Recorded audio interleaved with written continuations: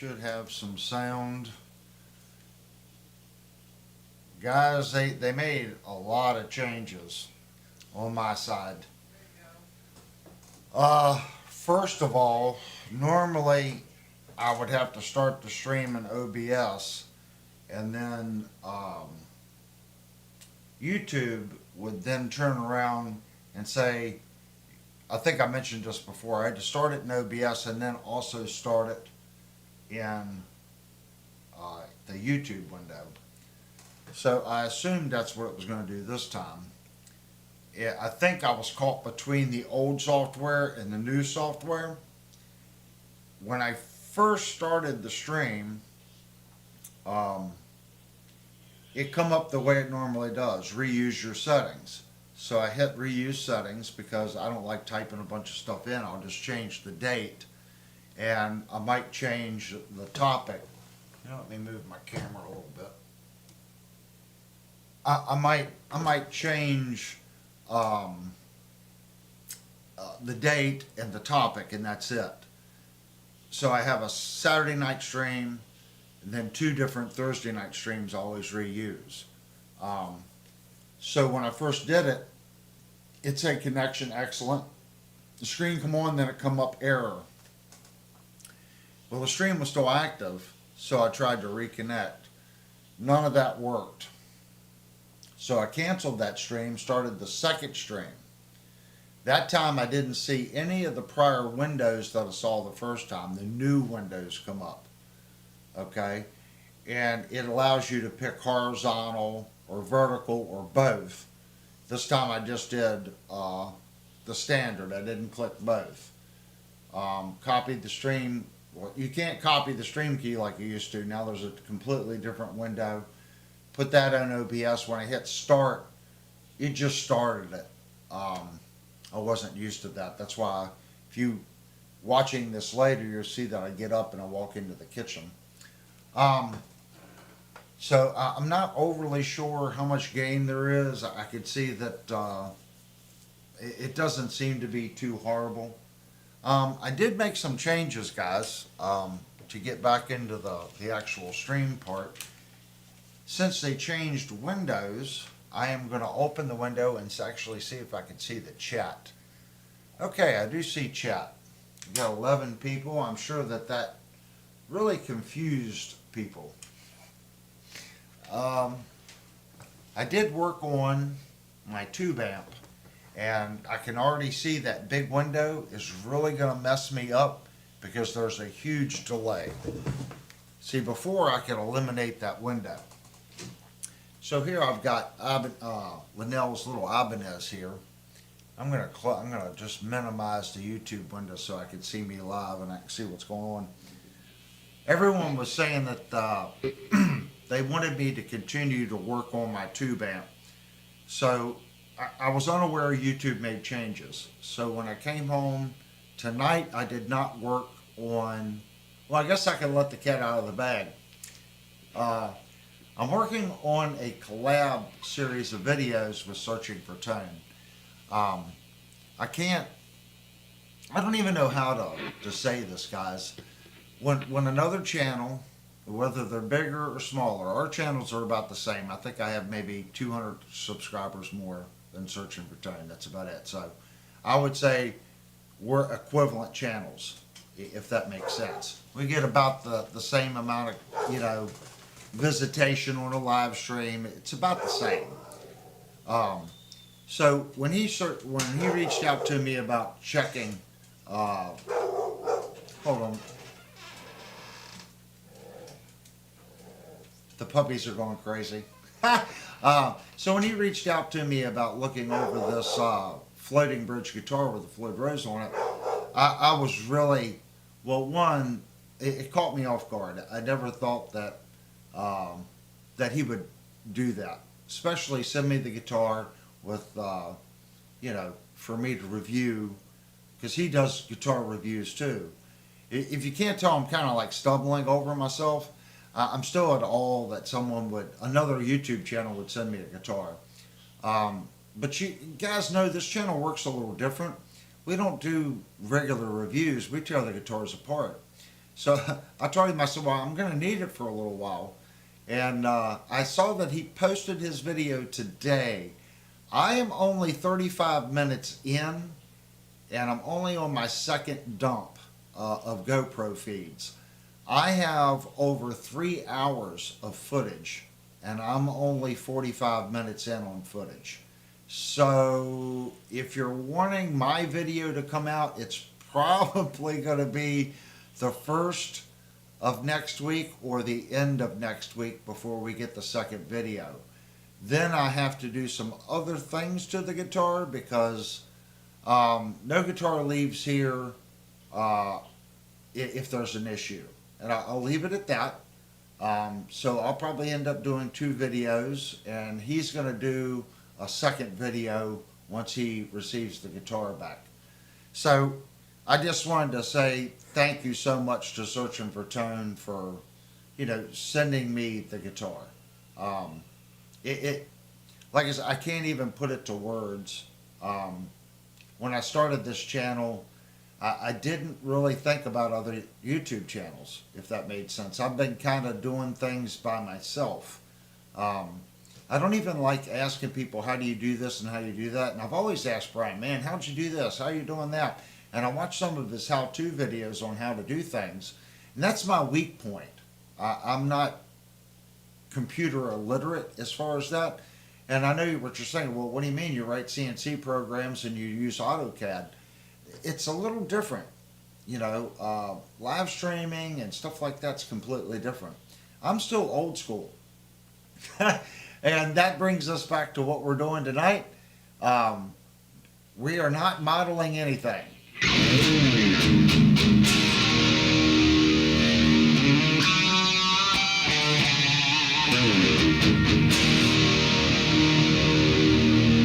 Oh my gosh. Thank you so much, Searching for Tone. I don't expect that, man. I really don't. He said get some sandpaper for that net. Thanks for doing the heavy lifting on this review. There's so much content, man. This week, see, guys, I'm not a full-time YouTuber. I don't want to be, if that makes sense. It would be great if someday maybe I could.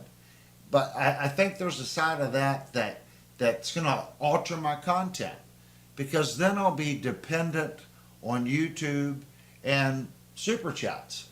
And I don't want to ever get in the position where I want to restrain my thoughts or feelings or what I'm expressing about a review because it might hurt me on the back end. So as long as I keep my daytime job and that pays the bills, when I review instruments, I can be honest.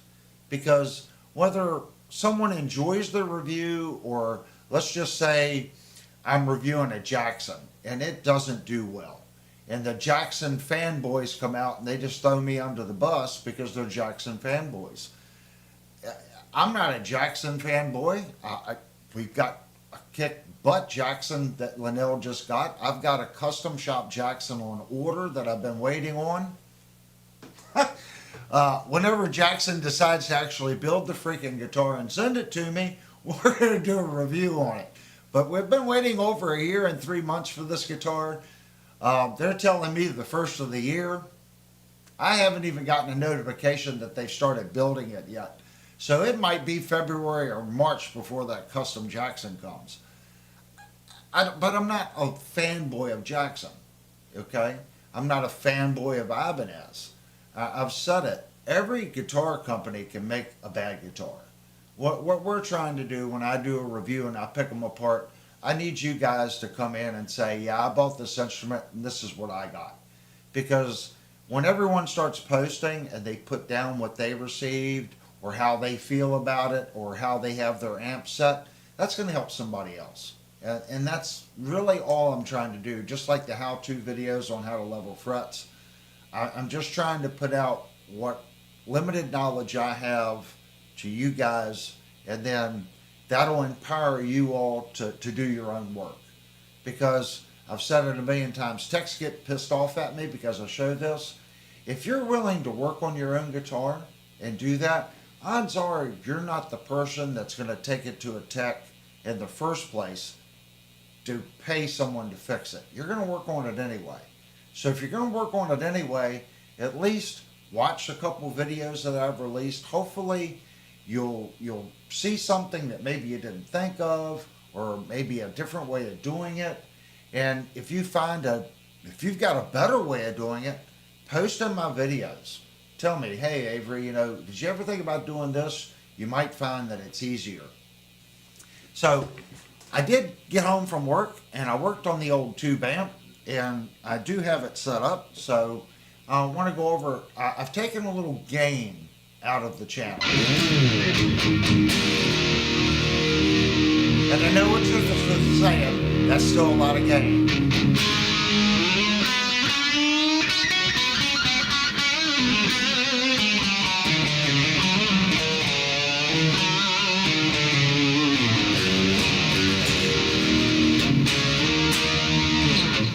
It is a lot of gain, but it's more articulate, and I think it's a little smoother.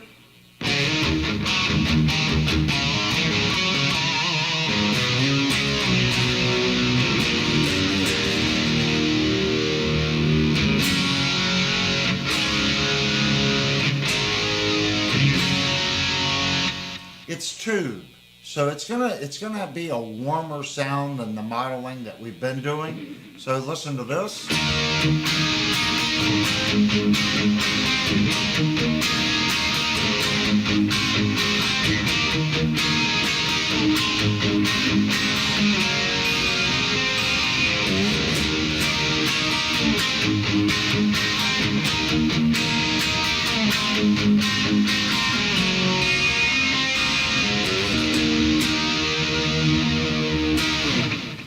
Nothing sounds like a tube amp but a tube amp.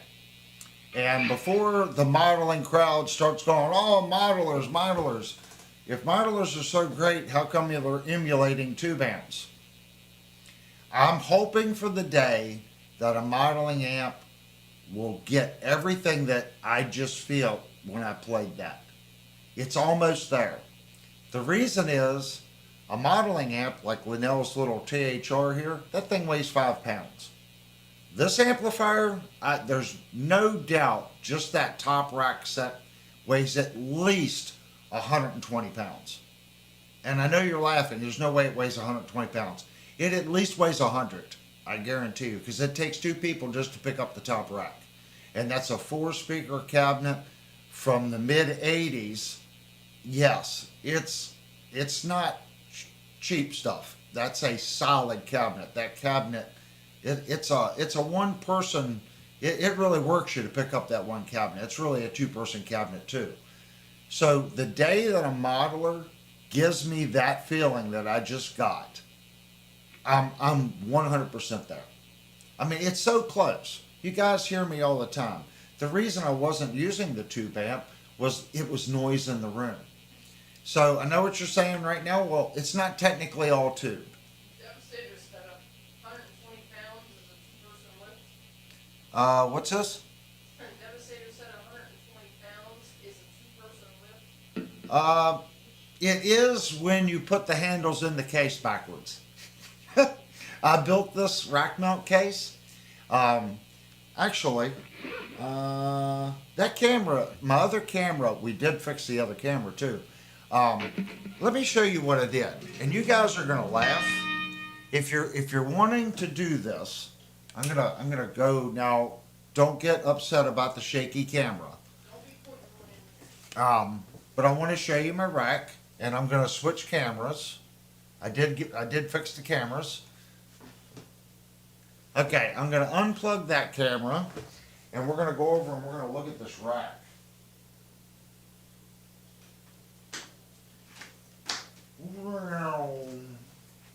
Okay, if you notice right here the handle, okay, the rack goes this way.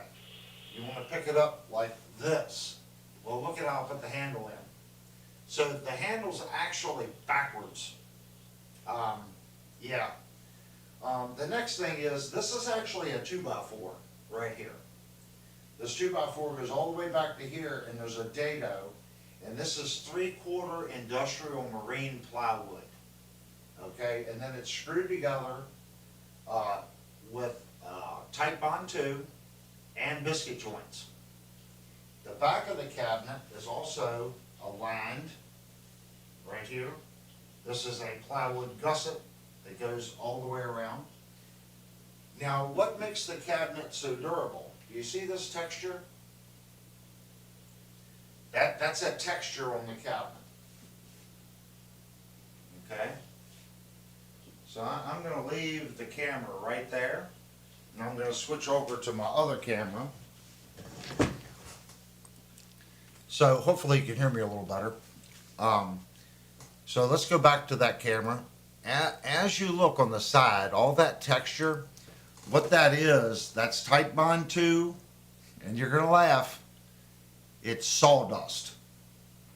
It is shavings out of the table saw mixed with sawdust and troweled over top of the plywood. It gets very sharp. It takes about a week for it to harden because it gets gummy. It takes about a week, 2 weeks, and it gets very hard. It gets very spiky too. So then you want to take an 80 grit orbital sander and you're going to sand all that down and get rid of the spikes. And then you're going to put 3 coats of oil-based black. That has been on that cabinet for 30 years, going in and out of bars. And look at the chips. I'm not saying there's not any chips. Right here on the corner, there's a couple of little chips. There's a couple of little chips here. But it has lasted 30 years. Okay? It's built like a tank. But the way the handles are, yeah, it's a 2-man lift because when I routed the holes in the side of the cabinet, I thought I would pick it up like that and set it on its back. But in reality, it should have went the other direction. My thought was, since it's bolted right through here, that weight transfer would go to right there. And it is. When you go to pick it up, it is better for the face to be straight up. Johnny Bean guessed that the rack was from 1992. I built that rack in probably, I'm going to say, it was either 1989 or 90 when I built the rack, because it was at my first shop. And I was probably 19 or 20 when I built it. I had a SKB rack before that, and I cracked the side of the case the first time loading it on the truck. This originally had latches on the side of the cabinet. Okay, if they're covered in, but there was a front cover that went on it, and there was 2 latches on both sides that would lock the cover on. I eventually filled those holes in and touched it up with paint. But originally it did have a face. But I didn't need the face because I extended the nose of the cabinet out far enough to where when you loaded the truck, even if something hit the front, it couldn't hit the face unless it went face first into it. So I don't even know whatever happened to the cover for the front of it. But yeah, I made that. Old equipment, there's nothing wrong with it, guys. There really isn't. I mean, I still need to do some settings. I'm not saying that this is a fantastic tone.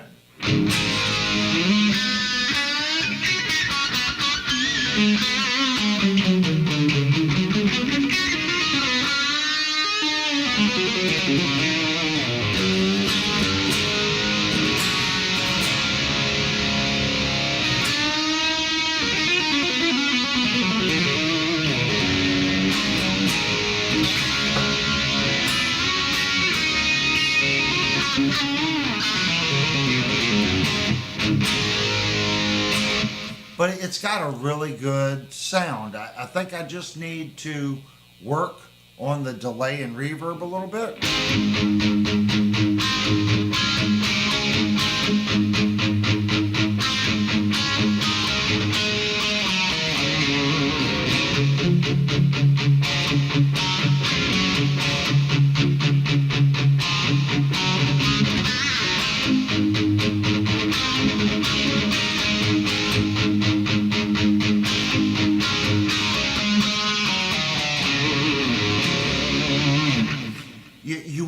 when you're pedaling, that's what I call it. You don't want it to be drummy sounding. Like, you ever hear a drummer that doesn't have dead ringers on his set? It'll start getting a little like drummy sounding, like hollow sounding. You don't want that. Let me move the camera back over. So you're not wanting that drummy effect. So you've got to get your chorus and your reverb set up to where when you are doing these pedaling, it doesn't echo too much.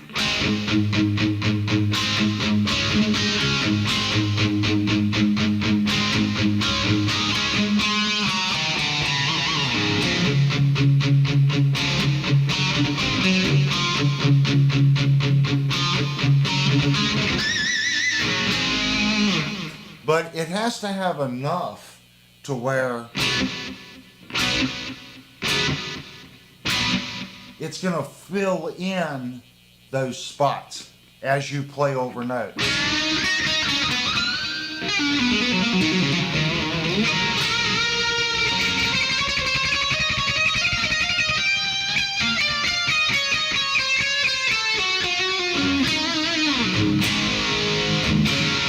See, it's not quite enough overlay in between the notes right where it is right now.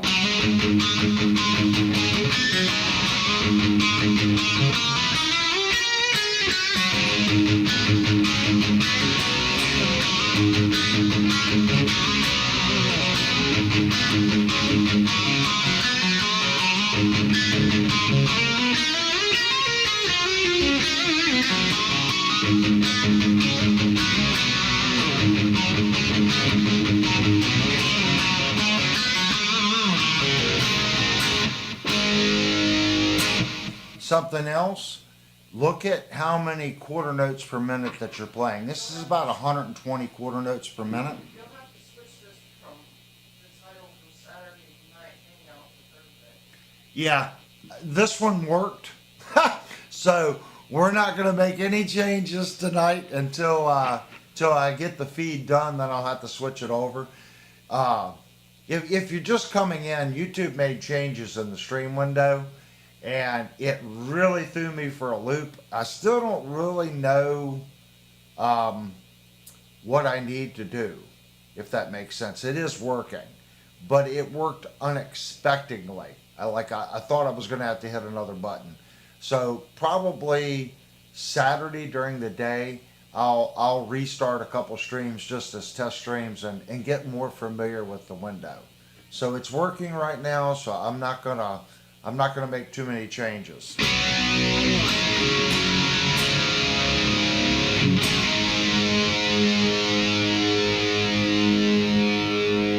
So I'm getting a good amount of sustain.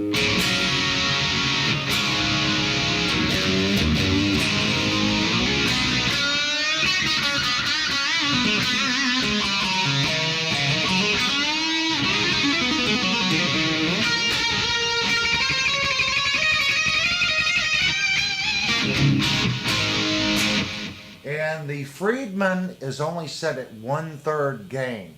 So the Friedman BE-DLX, the BE Deluxe, that is just a cut your head off amplifier.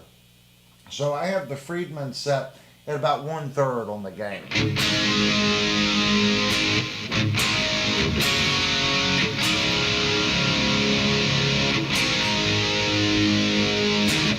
So that is the Friedman.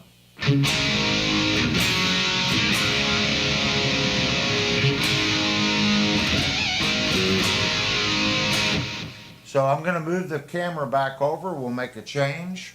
Everyone's always wanting to know more about the rack stuff. Johnny Dean said he can help you with any questions about the new YouTube stuff. Johnny, I need education on a lot of things when it comes to stuff like that. The new window really screwed me up tonight. It really did. So let me move the camera back over. I'm going to try to get it to where you guys can actually see the Friedman.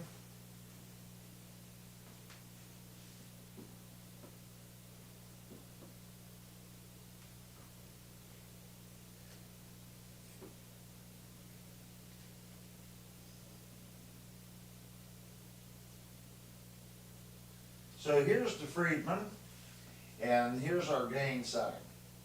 So I want to go over to the Sedano side. Well, actually, let's go up to the second channel on the Friedman.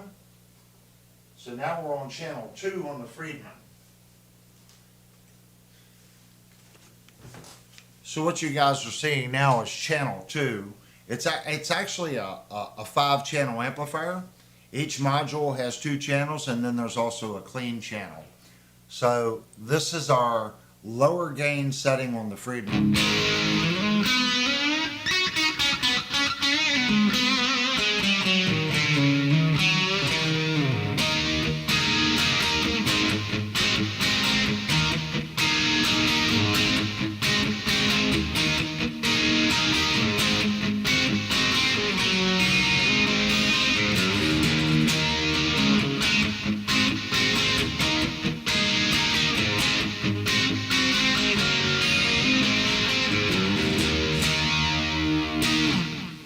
To me, that's still a really good sound because you can.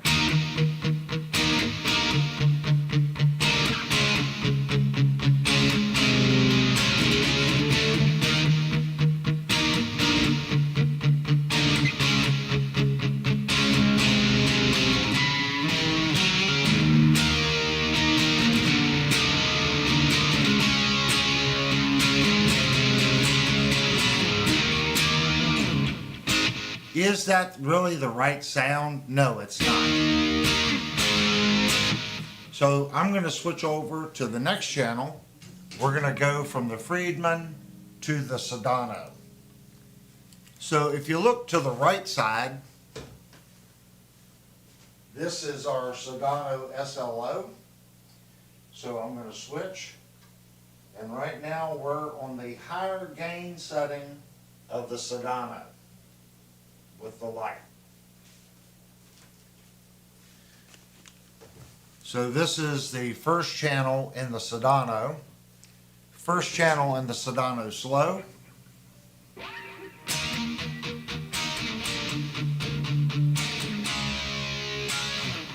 have to turn up the volume a little bit.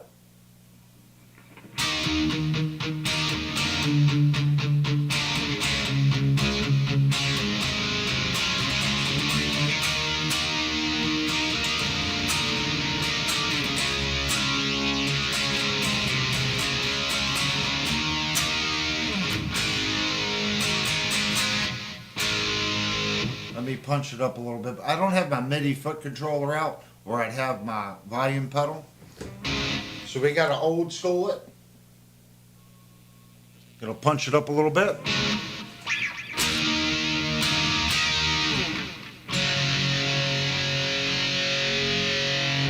So here's the Sedano slow on high gain.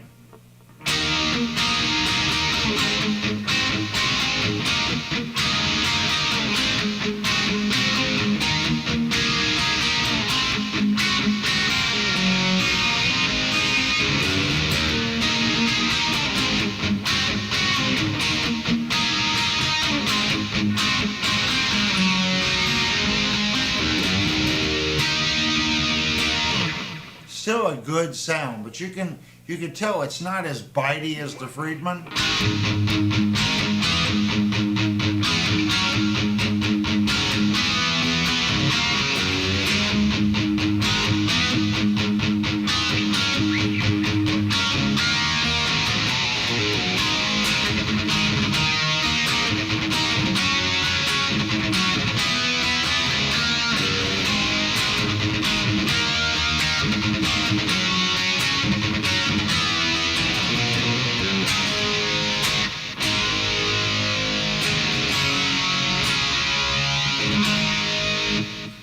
A Sedano has a sound. No matter what you want to say, it's a Marshall that's been tweaked.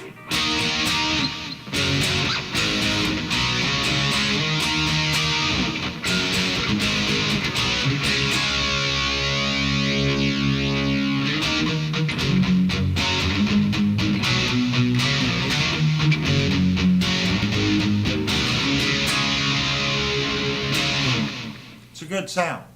Now let's go to the second channel on the Sedano.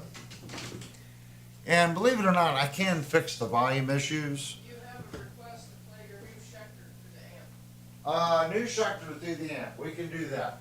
If you look right here, there's a separate volume control. And if you look at where the Friedman is set, so I could technically bring up the volumes like that. And that, you gotta balance your volumes to your output. So let's go up to our thinner channel. And this one I set up to be very, very light distortion. So let's see, I just turned up the volume. See, that fixed it.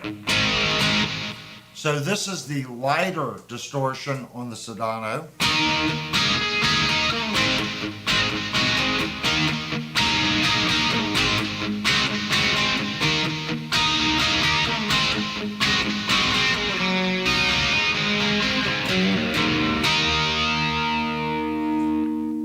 Where these come into play when you get into your like second position and stuff.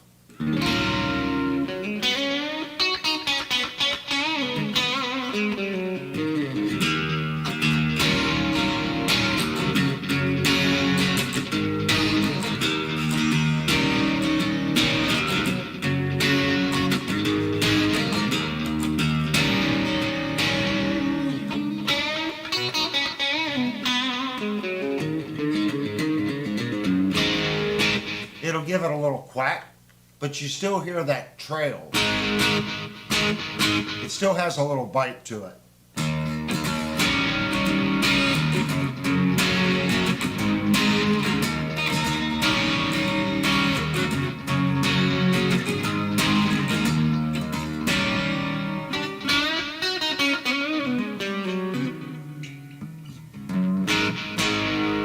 So doing like 12 bar blues.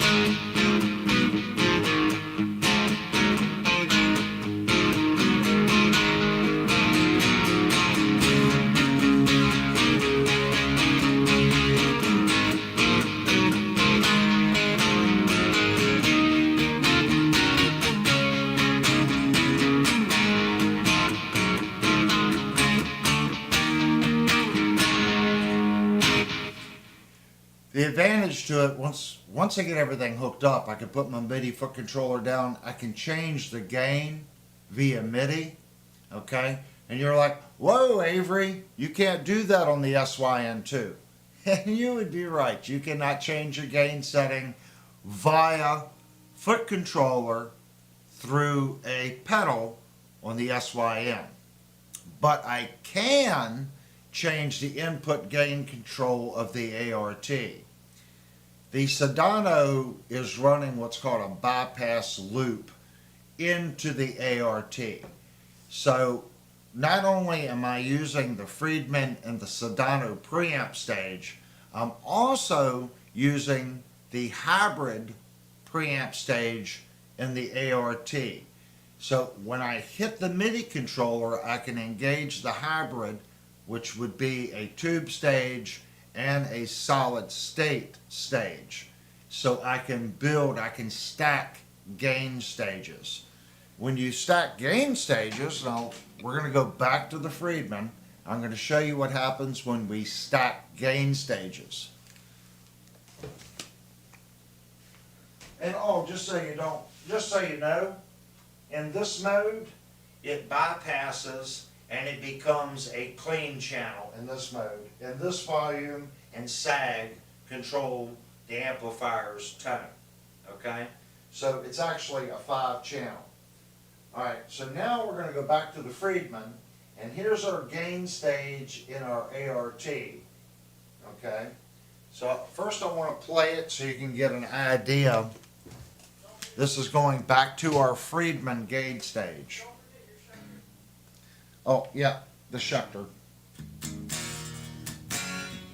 Oh, I'm still in the other mode. Hold on. Gotta hit the button one more time. That's our clean channel.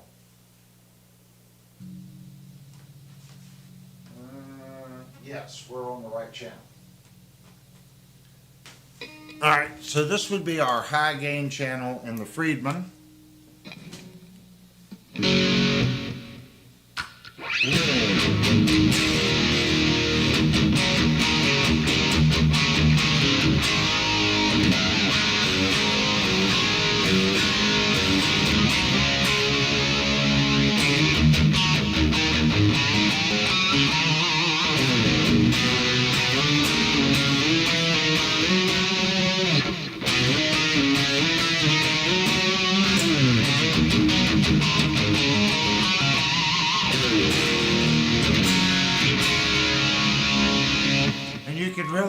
if we do a drop tuning.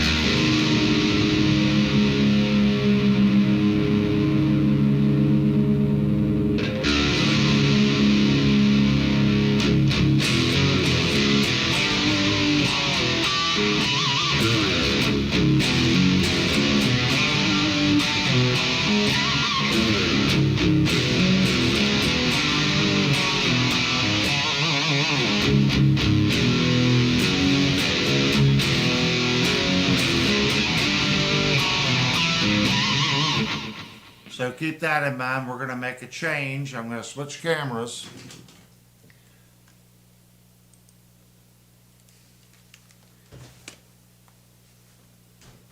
So right here, we're gonna change our gain stage, our second gain stage. We're gonna push this up. Okay? And remember, we still have our 362, our sonic maximizer here. We can boost these frequencies and completely give us more of a grunge or metal tone right here off these two. But let's just boost that. And you're gonna instantly be able to tell that it's gonna have more bite, okay, and more saturation.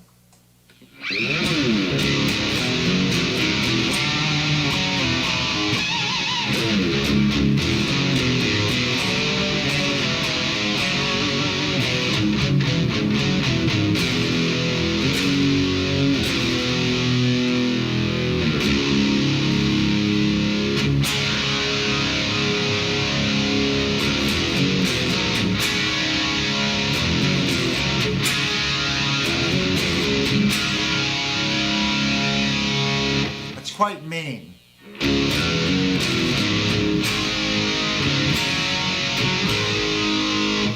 I'm going to actually move my chair over there. I want to show you what the BBE, people have asked, well, what's the BBE do? It's the secret sauce. It really is. I can't even explain it. Once I show it to you, if you don't have a sonic maximizer on your guitar rig, do yourself a favor. Yeah, it's 40-year-old technology, and it will make your amp sound like a monster. And I'm going to prove that to you. I'm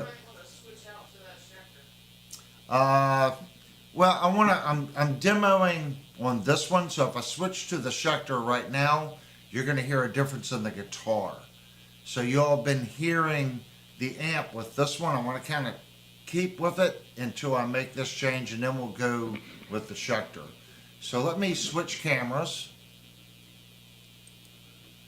And I'm going to move my chair over.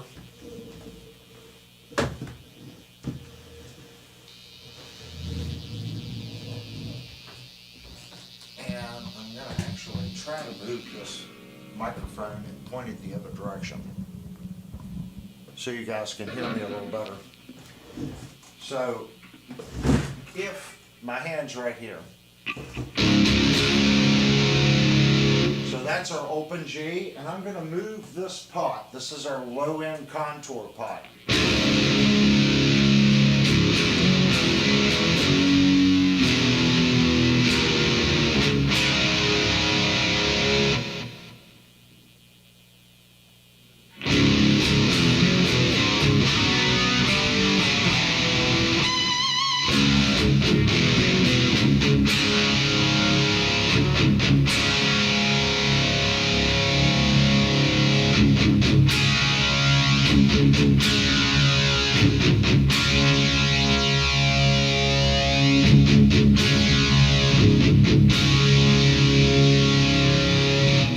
You can hear it starts to get a rumble.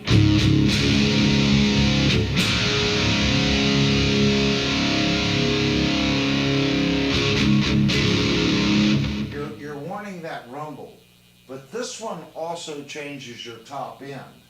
So if it starts getting too boomy, let's put it right there.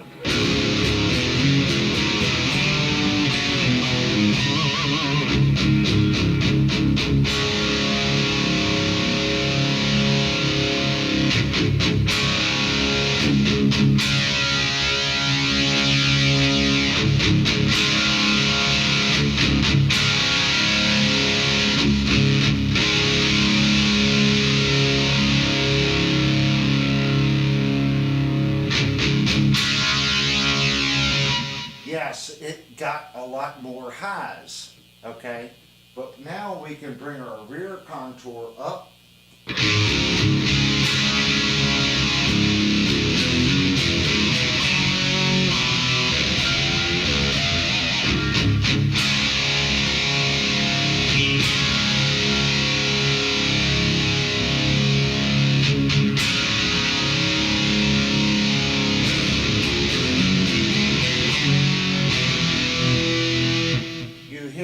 It actually has too much bottom end, so we're going to go back.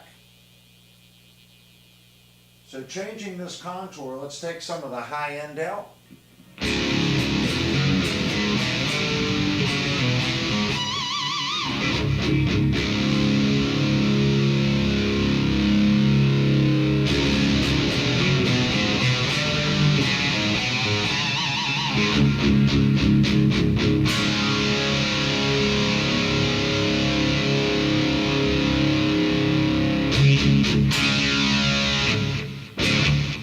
You can also hear that it affects how the effects work.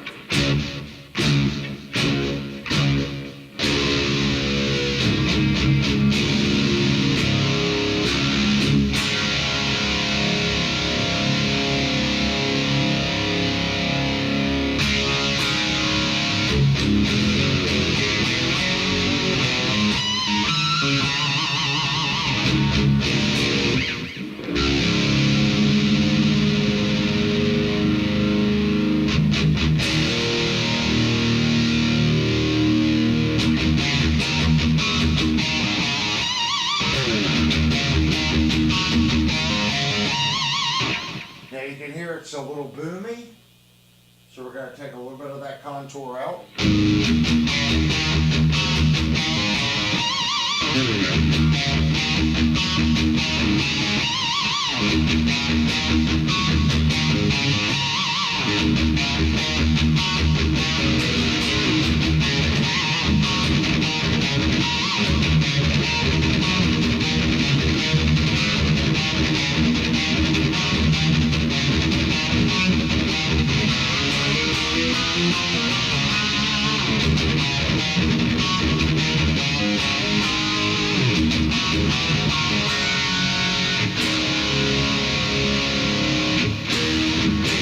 Not near as boomy.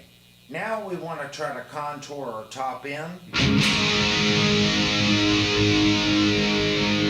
Let's take a little of the Christmas out.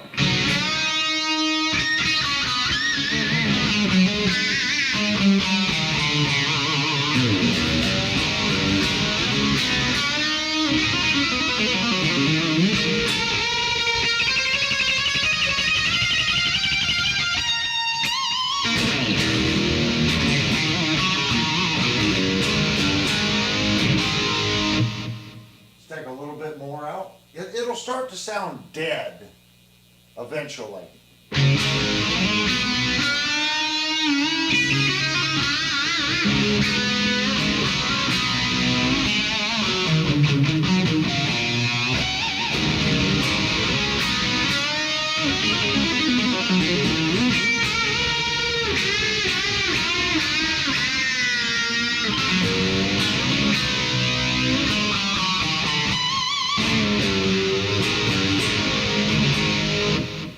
I say we got to come up just a little bit.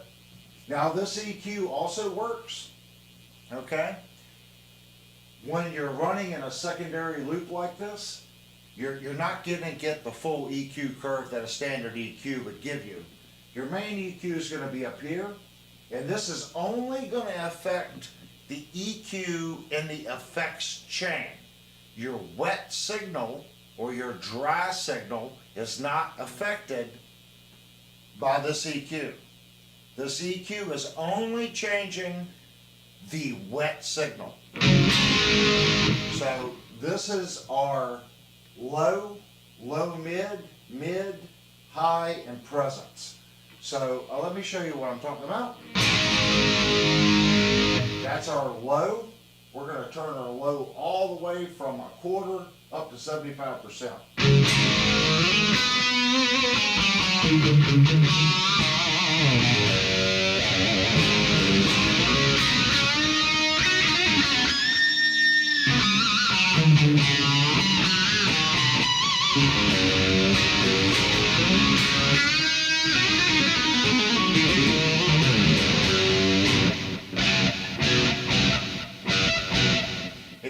to the reverb has gotten deeper, but the guitar has not.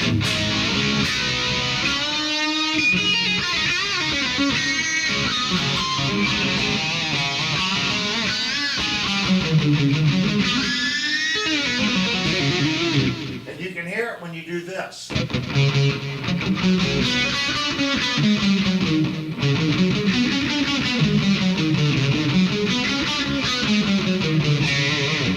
When you mute and you go through the notes, they're going to have a deeper reflection.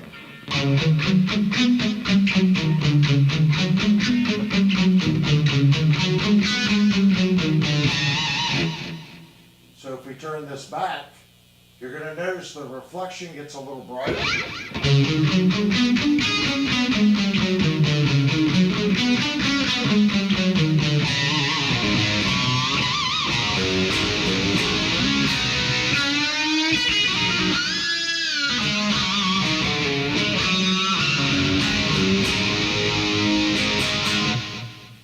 You'll notice it more on these settings. So let's say we want the reflections to have a lot of mid punch. Let's push the mid all the way up.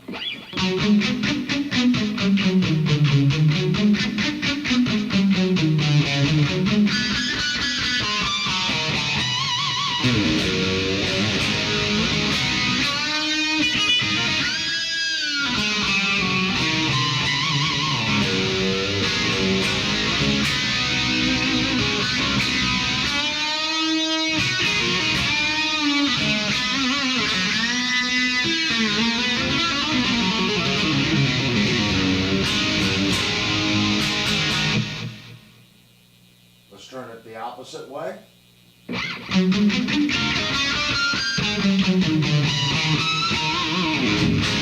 can instantly hear that the notes got less harmonic.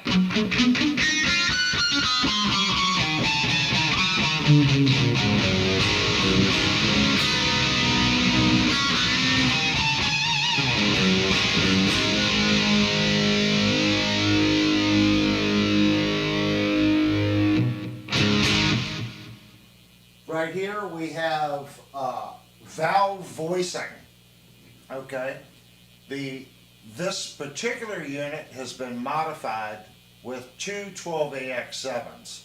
Originally, this was on a loop down to your power amp, and if you did EL34s or 6L6s, this was your voicing control to blend the EL34 and the 6L6.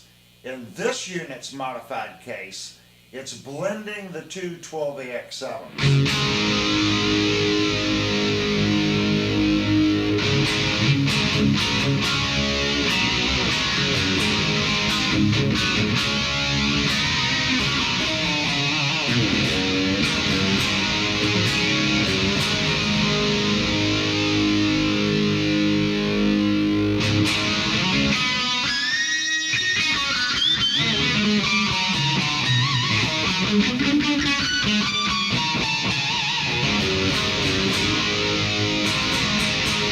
It's a little brighter and a little punchier right there. Everything makes little tiny changes, just like your balance. You can see it's more in your face.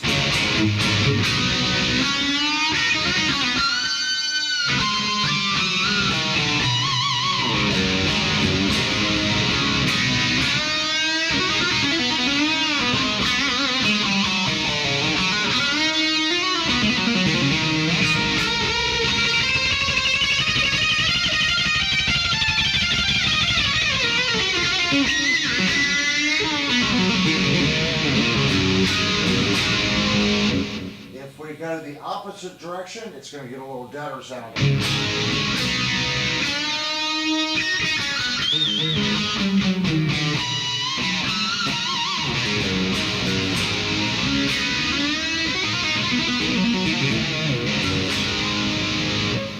More in your face.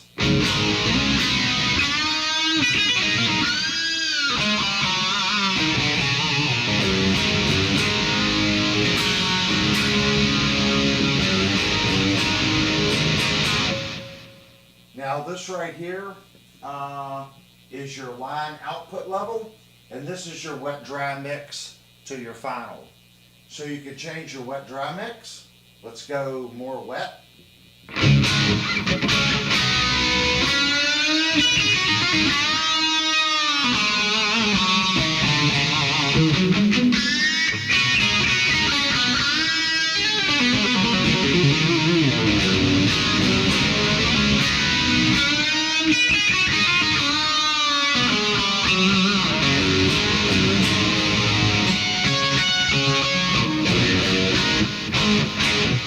If we go drier,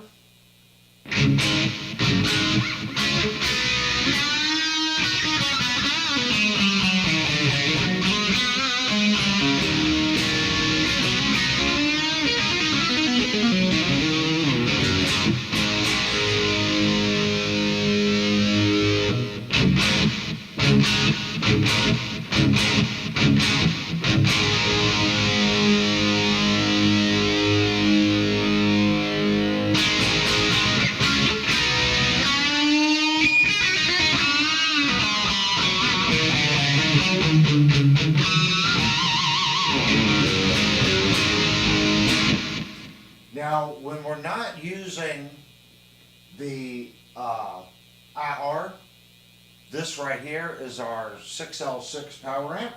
And you're going to notice on the power amp, I actually have a gain stage, a present stage, and power. So this amplifier will actually choke itself. You can turn it, it's 50 watts. So when I turn this back and turn the gain up, you'll still get the gain as if it was running 50 full watts. It'll still break up. You're turning the amplifier back, okay? So that's one advantage to the Pro valve. And this is a BK Butler, made in the USA. So if you're in a smaller venue, you can see I have the output changed just a little bit, okay? Because the last time I was using it, I was running Penta cabinet and my Celestion cabinet. And the two drivers are not the same efficiency. So I had to change my output to get the cabinets to the same volume. So that's another advantage to a true stereo running separate drivers.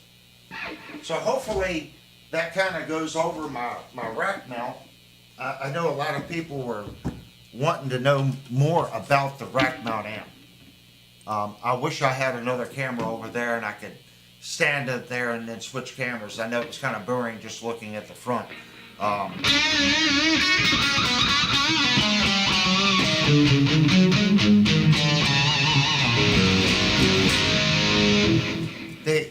The tube amp, I hate to say, if you're on a budget and you want a sound, a tube amp is probably not the way to go. These modeling amps, they're so cost effective, okay? Just the Sedano, the Friedman, and the SY2 rack mount. The Sedano unit's $400, the Friedman unit is $400, and the SYN2 dual bay module is basically $800, okay? So you got a lot of money. You got $1,600, you have no power amp, you have no effects, you don't have a BBE, you don't have a wireless, you don't have speakers, you got a preamplifier. A good tube power amplifier used is going to be $1,000, bare minimum. You can find these Butlers occasionally. They usually go for anywhere from $1,200 to $1,500. You can get a Ferret maybe for about $1,800. You can get a VHT, the purple VHT. They go for $2,500 to $3,000 just for the power amp. Steve wants to know where's the flux capacitor in that time machine. Huh? Steve wants to know where the flux capacitor is in that time machine. Oh, the flux. Sorry, Linnell. We keep forgetting to turn Linnell's. She is. I'm not sure where she. Oh, there she is. All right, talk now, honey. Where is the flux capacitor in that time machine? The flux capacitor is in the back. I can't show you all my secrets to my sound, but I get a lot of people that watch the reviews that would say, "My God, you've got a killer tone."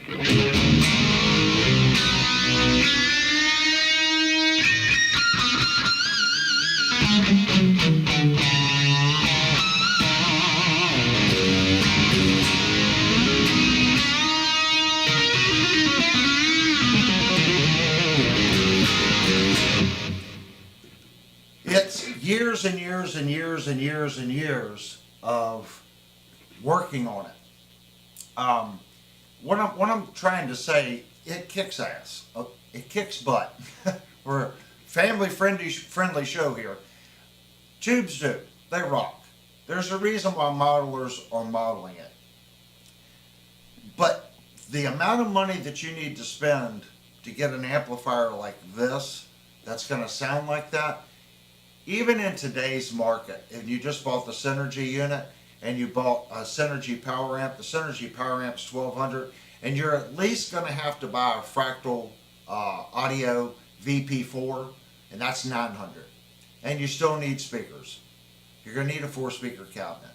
You could probably find one of those used, decent one. These are greenbacks. These greenbacks are from the early 80s, so they're worn in, or some people would say worn out, but that's what gives them the sound.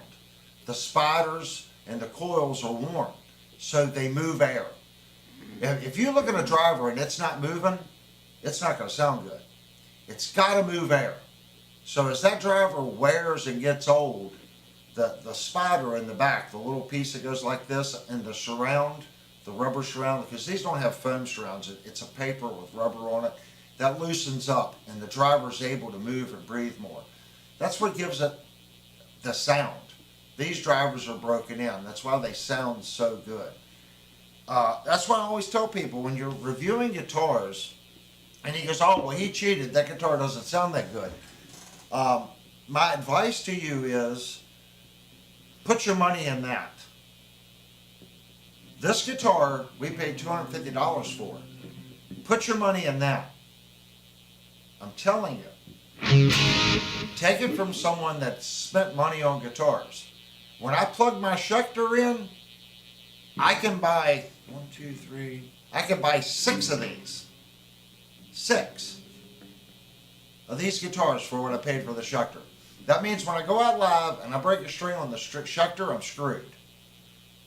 If I have 6 of these on stage, I got to break 6 strings that night. I've never done that. Or 5 people can walk off stealing them and I still got a backup. If they walk off with my Schecter, I'm done. And this guitar sounds good. Exact same pickups. These are the Ibanez pickups.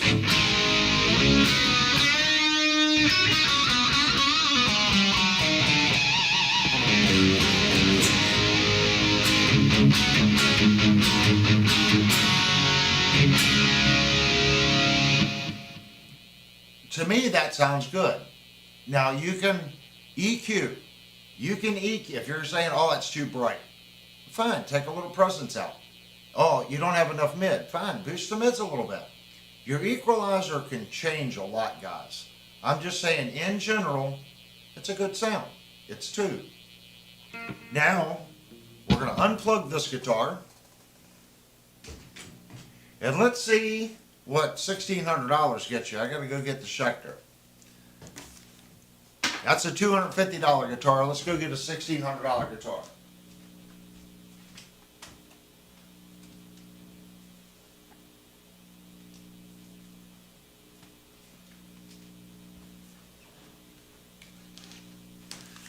Alright, here's our Schecter.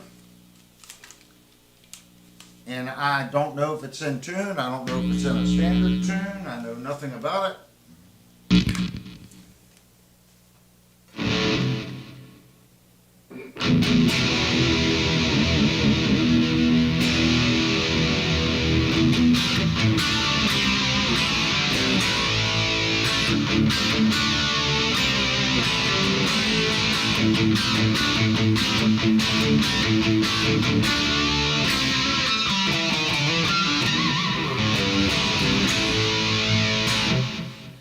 instantly you can hear this guitar is smoother.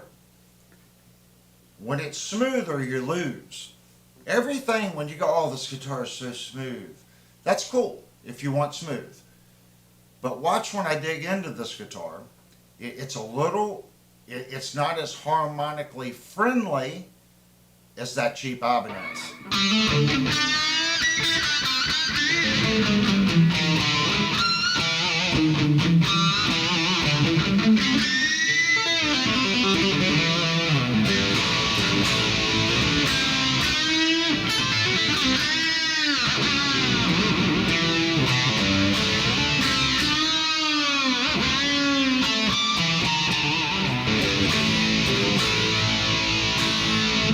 Where this guitar shines is in the chording.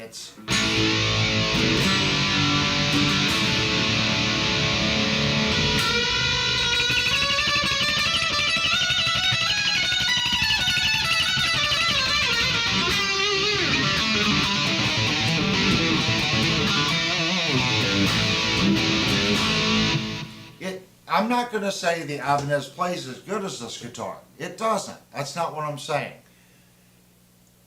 If you listen to the two sounds and you're in a bar playing, you're going to tell me my first tone wasn't good enough to play in the bar?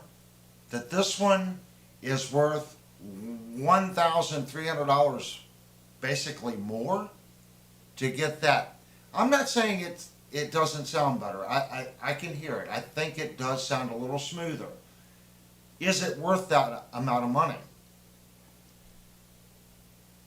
It's the amplifier. Trust me, guys. If you got to pick between a really nice amp and a cheap guitar, or a really nice guitar and a cheap amp, do the amplifier. The amplifier is going to make the guitar sound good.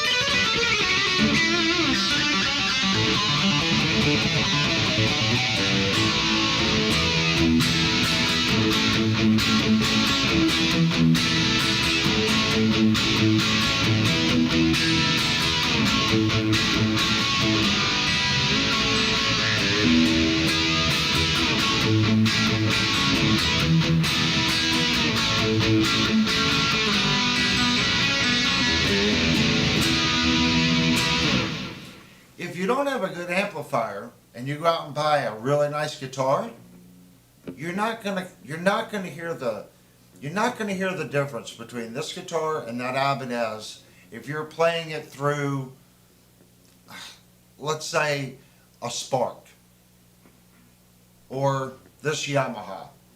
You're just not. The nuances and stuff that comes from real high-end stuff. Could you hear it? You know, if you had an FM3, a Fractal, or an FM9, sure. But if you're playing through like a little, what's the Katana or something like that, there's no sense in having a $5,000 Gibson. There's just not.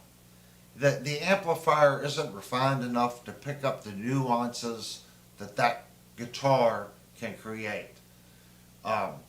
That's why I say if you have a nice budget instrument, let's say an Ibanez, or let's say you've got a $700 Kramer or a Jackson, or something that's in the $7,000 to $1,000 range, it's a good instrument. Trust me. Nowadays you can get a good instrument. You can get a good instrument for $500. If you put your rest of your money in your amplifier, you're going to be way better off. Okay? Way better off.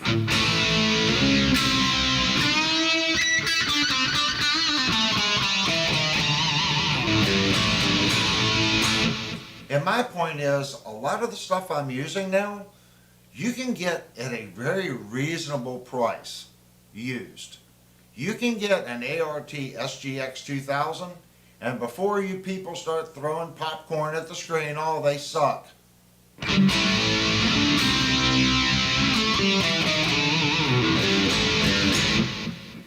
I don't think that sucks. Am I using the Friedman stage? Yes. But if you go back and watch my reviews, like when I did the Monsoon, I didn't have the Friedman at that point. Your ear wants to hear X. So does that Friedman sound like a Friedman that another YouTuber would? Now they're going to probably set it up to make that amp or preamp sound what they're used to hearing. So when I set it up, of course I got an 80s tone out of it because that's the tone that I like. But you can very easily turn around and get a grudge tone out of it or the new metal tones out of it just by changing the EQ. But for me, my ears hear this.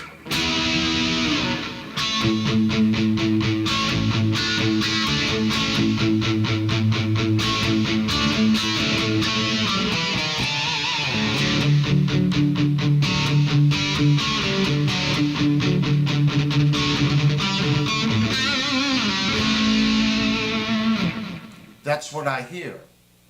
So you can build a system and you can use older equipment. You can. It's whichever rabbit hole you decide to go down. That's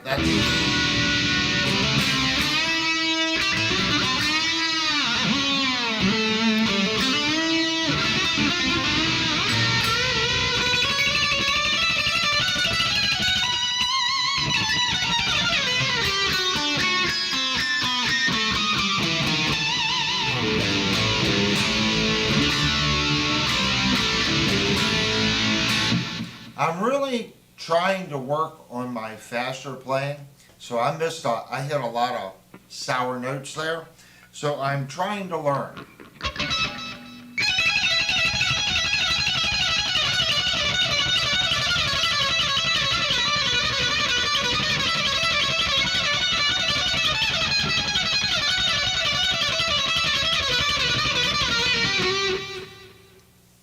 A lot of bad notes there.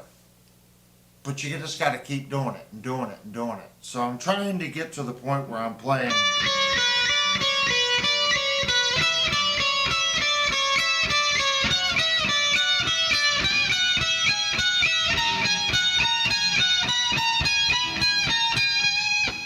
Those are the note sequences, trying to do it 3 repetitive times and switch to the next key and then back down. Once I get that, then I can start moving it around and I'll be more comfortable to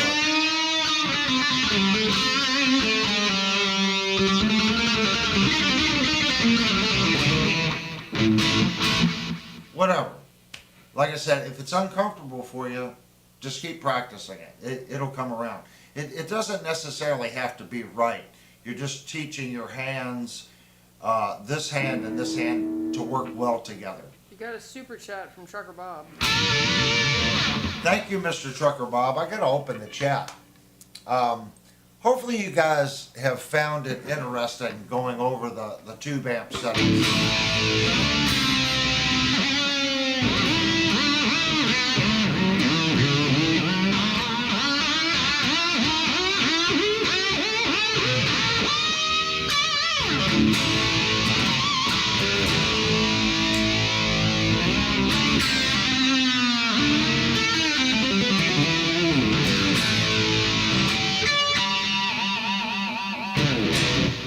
I think my battery's dead.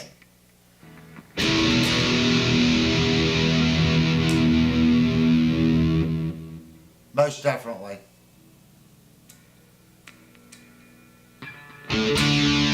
Well, not using the sustain the act tonight, it's dead.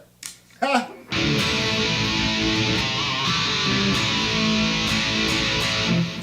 if you listen to the Ibanez, it does certain things I feel a little better. This one is more comfy to play. Really the only complaint I have on this guitar is the pickup moving. Other than that, this is a beautiful instrument.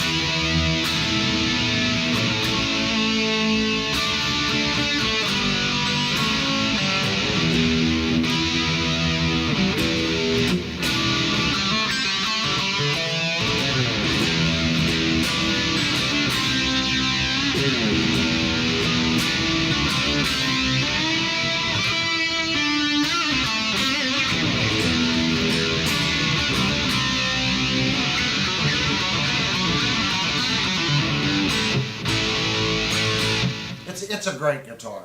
Is it break time? It's got to be because my throat is killing me.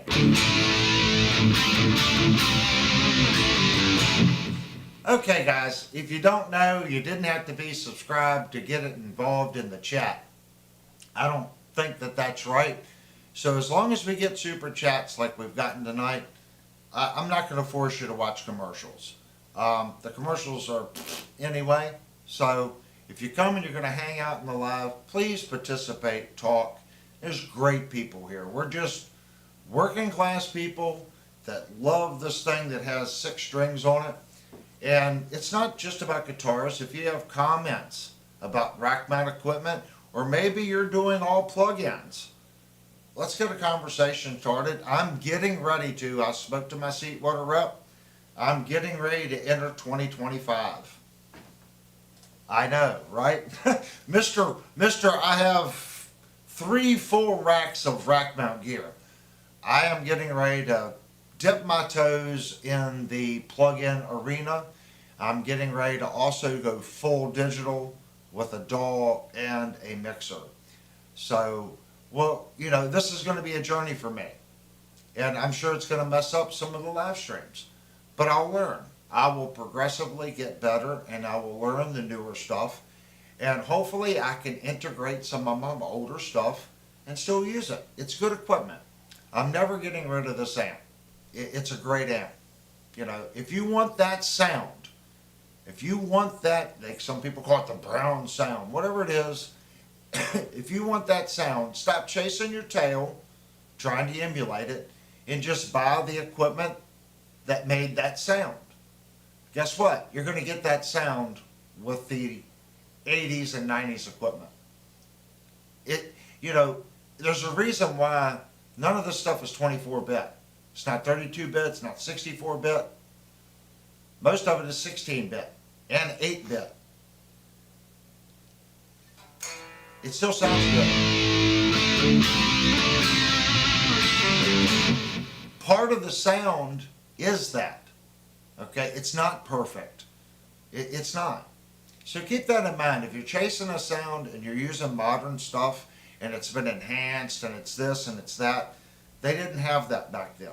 So try to think about that. I'm not saying you can't achieve the sound, but equipment that was built then made that sound. So maybe look into some vintage equipment, you know, if it doesn't kill you too much, and progress with your 80s tone that way.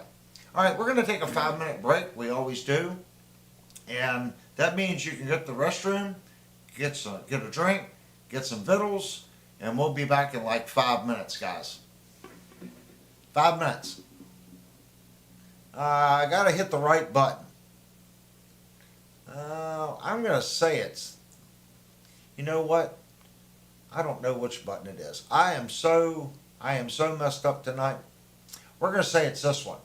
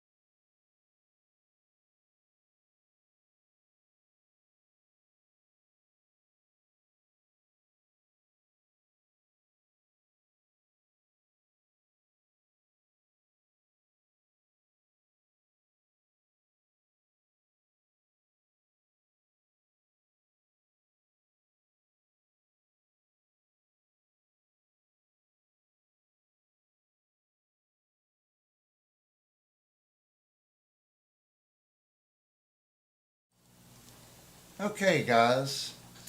Um, I don't know how to put this.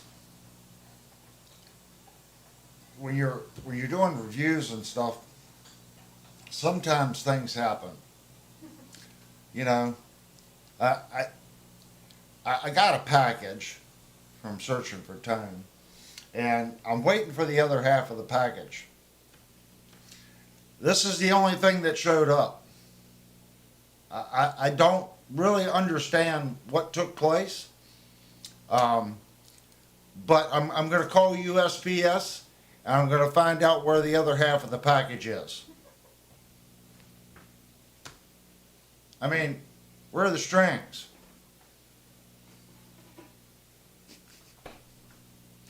Yeah, on what? On this channel, to do a proper review, you've got to take the neck off the guitar. I'm not going to spoil the beans. I was just joking around. This is what's coming, guys. We do very thorough reviews here. So, I may have to go to the hospital. I think I just cut myself. I'm going to need stitches. Sharp thread ends. Just pick it. They're not bad. But we do thorough reviews here. So I'm in the process, and if you're here from Searching for Tone's channel, I want to thank Brian for anyone that comes over and subscribes to the channel. And all the people that watch my channel, please go check out Searching for Tone.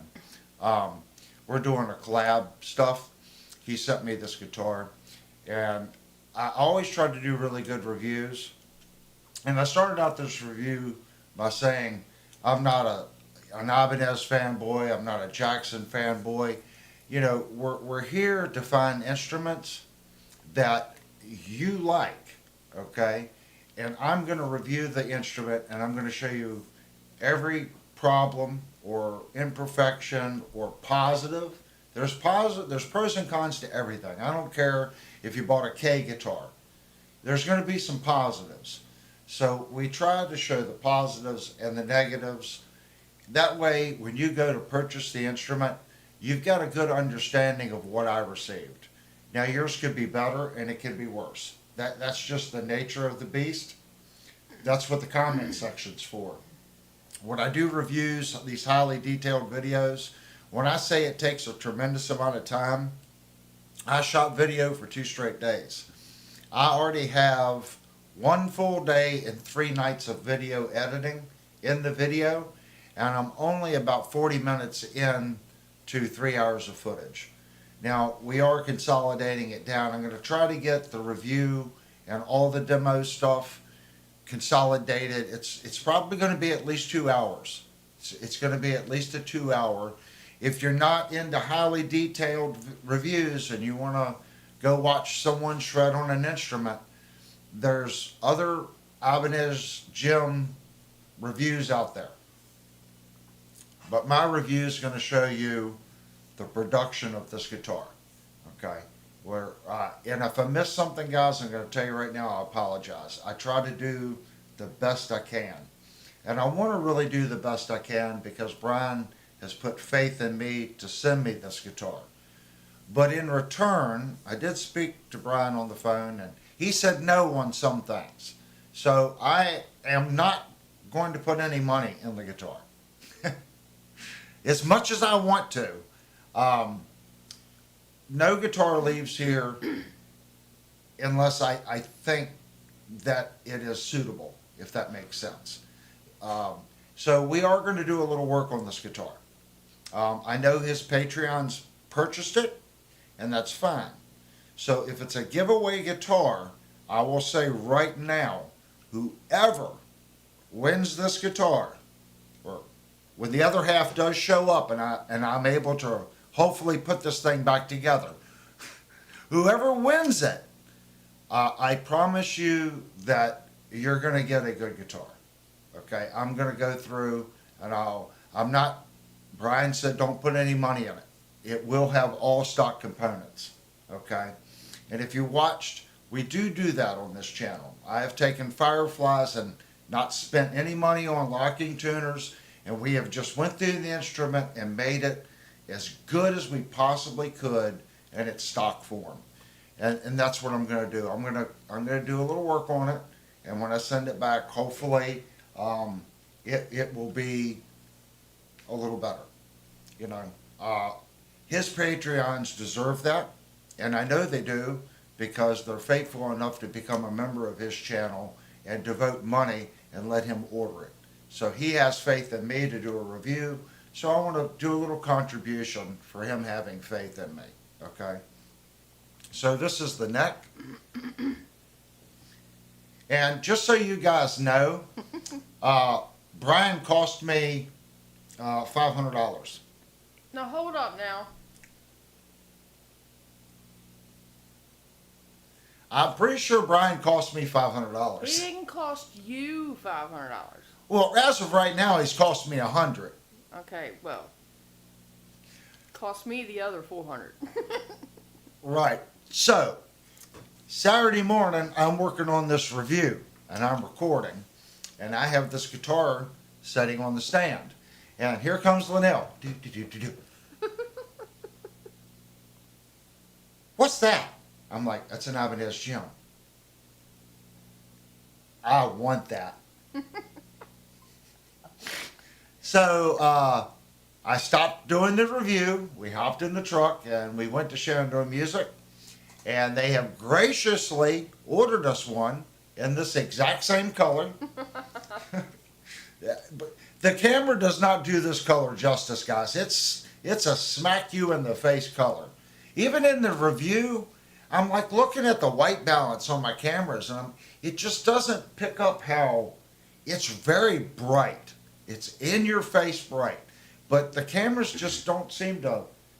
It's almost like glow in the dark bright, if that makes sense. It's just not. It doesn't translate to the camera. So we go down to Shenandoah Music, and I'm like, look, I got a guitar at the house I'm doing a review on. And the guy looked at me, he goes, yeah. And I'm like, she wants one. And he goes, huh? If you're doing a review, aren't you going to get the guitar? And I'm like, nah. I said, another channel sent it to me. And she saw it, now she wants one. So I said, look, I know the map price on this guitar is $550. Can you order us one in? I don't expect your store to set it up or do anything. Just open up the box, make sure it's not broke. Will you do it for $500? And they agreed to that. Now, guys, I didn't go in and beat them up. If you look at 500 versus the 549, that's 10%. Okay? If you're working with your local music store, they're going to work with you. If you're, like, we buy all the microphones, Linnell's new microphone, these microphones, cords, a lot of guitars, the stuff that I've purchased there, they're going to work with you. Okay, you're not killing them on 10%. And all they have to do is place the order, receive it, do the ticket, and I walk out the door. For them, that's a quick sale. And the reason they can do it, it's not something that's ordering and sitting on their floor, okay, working on their books. Because a lot of stores, they're on credit. And the longer that instrument sits in the store, the less they make, okay? Because a lot of stores don't have $30,000 or $40,000 to do orders every month. So it's on credit, okay? They sell and they make a payment and it just rolls, if that makes sense. In this case, 10% off, and literally they're getting the cash the week after it shows up. So work with your local music store. If your local music store will not work with you, go to your next local music store. Build a relationship with them. And like I said, don't go in and say, well, I'll give you $300 on a $550 guitar. Don't go in and say, well, I'll give you $400. 10%. They will do 10%. 15%, I think you're getting a smoking deal, especially at a smaller shop. You know, Sweetwater, they're probably doing a 35% mark. That's what I'm guessing. Maybe a little more because they're doing such a huge volume. Okay? Fender and Gibson, Pirard Smith, Ibanez, they want Sweetwater. They sell a lot of product. So when that order comes in, that's a big order for them. So of course they're going to give them a little bit better price. But your smaller mom and pop shop, they're not ordering 20,000 Ibanez's a year. They might be ordering 200. So their price point's going to be a little different. So keep that in mind. And if you don't support your local store when they're gone, you're going to miss them. And that's another, just a free shout out to Shenandoah. They take care of me. If you're in the Shenandoah Valley, give Shenandoah Music a call. Just tell them, I sent you. They don't pay me for it. They don't. The only thing they do is they give me smoking deals, and any smoking deal that they give me, they'll give you too. It's not like I'm going in and getting it at cost. I got 10% off. So Brian, you cost me at this point $100. Because Linnell ordered one of these after she saw it. She fell in love with it. We're guitar nuts here. If you guys don't know, I'm pretty sure everyone here is a guitar nut. So yeah, I think it's supposed to be in a week, 2 weeks? Well, they just put the order in Monday. Yeah, they put the order in on Monday. So depending on Ibanez and how fast, I'm going to say it'll probably take 2 weeks. And this will be good because I have the one from Brian. Okay, I've done a fully detailed review on that. We're going to have another one coming in. Okay, now whether or not it's made on the exact same production run that this one was made on, I don't know. But we're going to have two. Okay, so I can review the one we're getting and I compare it to the one Brian sent me. And believe me, I am going to report back to you on, are they consistent? Is one better than the other by a tremendous amount? Are they consistent? I'm going to let you know, okay? Doing a review on one guitar, I always say it's one guitar. In this case, I'm going to have my hands on two brand new ones, and I'll keep everyone informed on how the gym is coming. And I'll be honest with you guys, I like the guitar. I'll already tell you that, and you guys should have already known that. It has quantum pickups in it, and I think the quantum pickups sound okay. I don't have a problem with them running it through this THR-10 Yamaha modeling amp, and I don't have a problem with them running through my tube amp. I have plugged them into the Egnator, Linnell's S model, and the S model sounds nice in the Egnator. The RGA and the Gym Junior all have quantums. So you do have a little bit of difference in construction, body shape, and woods. So that everything affects it. I'm not downing people that are into the toned wood or this Jatoba wood versus rosewood or stainless steel frets versus nickel frets. There's a reason why certain pickups sound good in certain guitars. You can pull a guitar and go, man, I love these pickups. And you put them on another guitar and it's not quite the same. There's something to it. Whether it's the pots, the cap, the wood, the finish on the guitar. I honestly believe, I think the finish on the guitar is probably a lot. A lot of these newer guitars have high build poly finish. And I believe that dampens the vibration of the wood. That's just my little squirrel brain. A lot of the guitars that everyone put, the holy grail guitars, they are nitrocellulose, and nitro finishes are usually very thin. And it's not as heavy as a poly or a 2K finish, or a UV finish. Who's this? Nicholas has to go. Okay, Nicholas, thank you so much for coming into the chat. It's so good to have you, man. And yes, Nicholas, the whole time, guess what? If you guys don't know, he sent me some pics. And it has changed my playing. It's been at least 6 months now. Guys, what I was saying about tone speakers and amps, your pick, I never would have believed it. But I feel that I've made leaps and bounds and improvement in my picking technique, just changing picks. So I want to thank Nicholas for that. He's really helped me out, in that context. Are you still going to review the black IYV? Yes, we were going to do it tonight. So tonight was kind of weird. If you guys watched the last stream, we lost the camera. So it went from wired mode to wireless mode, and I can only have one camera in wireless mode and one camera in wired mode. So I was down to one camera. So before I started the stream, I worked on the amp. Actually, I don't remember if I worked on the amp or I fixed the camera, but I got both of those working. That's when I ran into YouTube streaming problems. So it didn't even cross my mind to review the IYV. And my thought was we were going to work on this guy. But it's so late in the stream now, I don't know if we have time to actually work on it. If you guys are familiar, we took the bridge out of this guitar and we ran into a problem with the posts.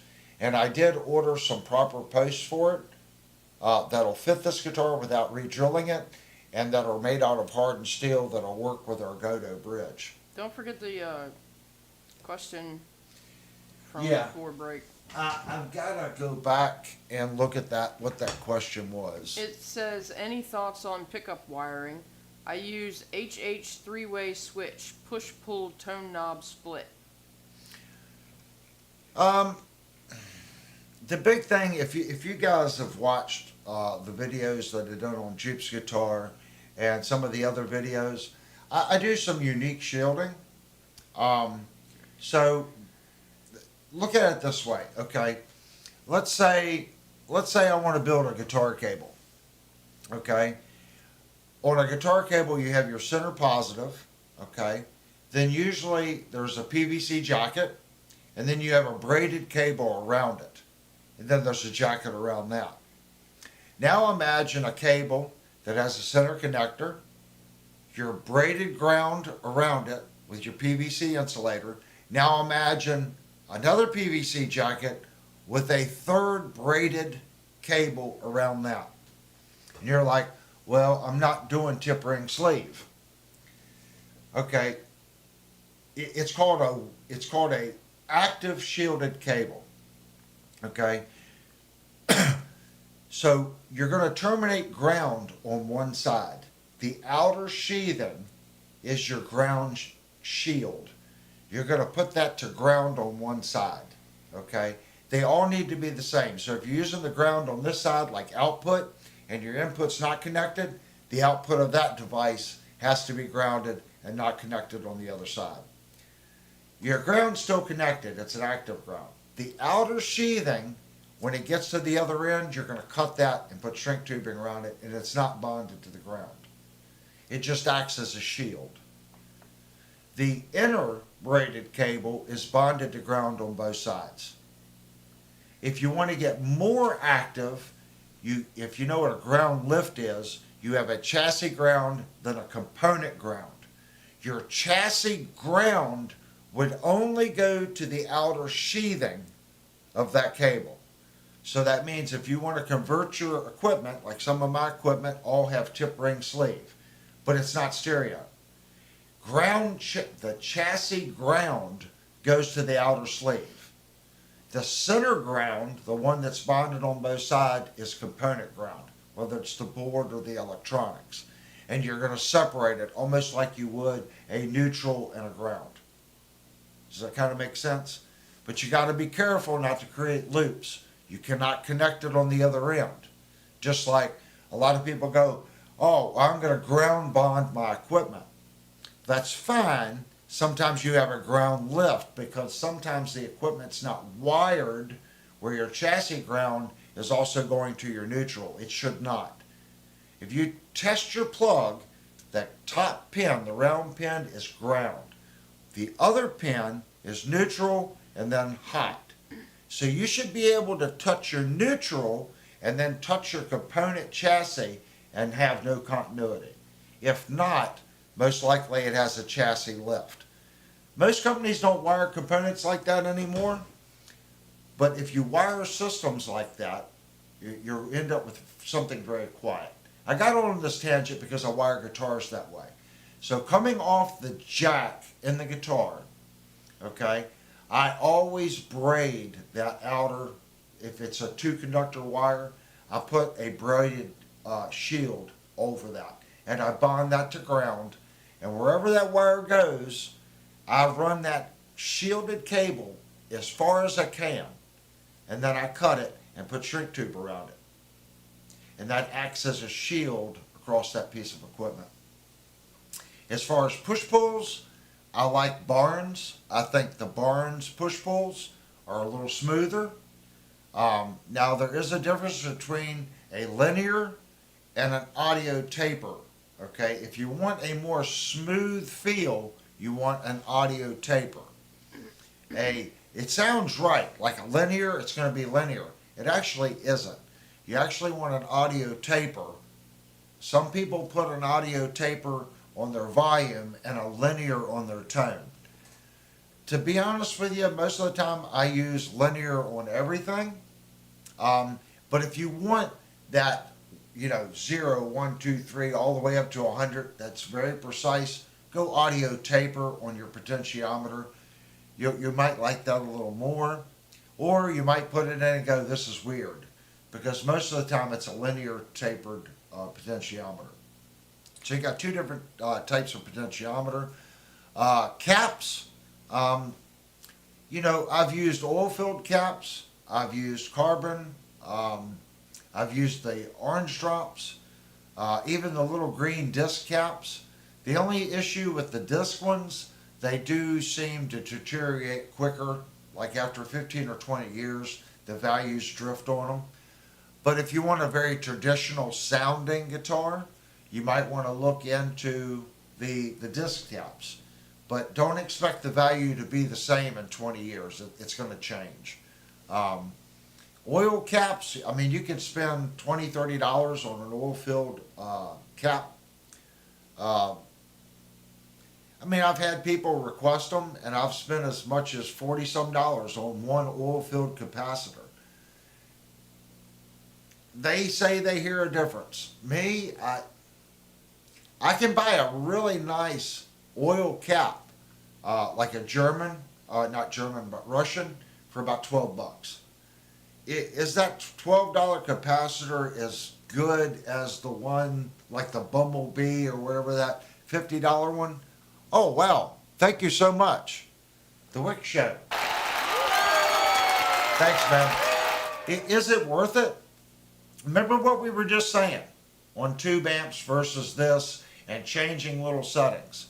If you have a very high-end amplifier and all your equipment is just spot on perfect, you might be able to hear it. This is the equipment that I have. And with my ears, I'm going to be honest with you, that $50 oil cap and the other one, I couldn't tell the difference. But I'm going to qualify that because this isn't the world's best amplifier. I don't have the world's best cables. I don't have, does that kind of make sense? You might have, that gentleman might just have the bee's knees amp, and it's so articulate and perfect that these little subtle changes make the difference. So when you do that and you maybe put high-end pots in it, a nice pure tone jack, you're putting nice, double shielded wiring in that's not thin gauge, that can have some energy transfer, that you're not going to have voltage drops and stuff. And you're like, well, there's no voltage present, so you don't have to worry about it. You're right. Science says you don't need a 12 gauge wire running from your guitar jack to your switch or your potentiometer.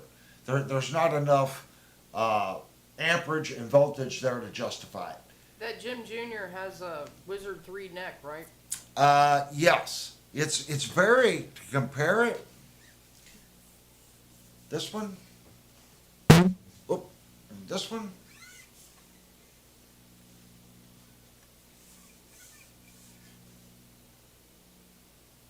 they're pretty much the identical neck. I'm not feeling a difference between the two. But as far as electronics, if you go back, I've got a couple of videos on wiring and stuff. Just don't use cheap pots. I think Alpha makes a good pot.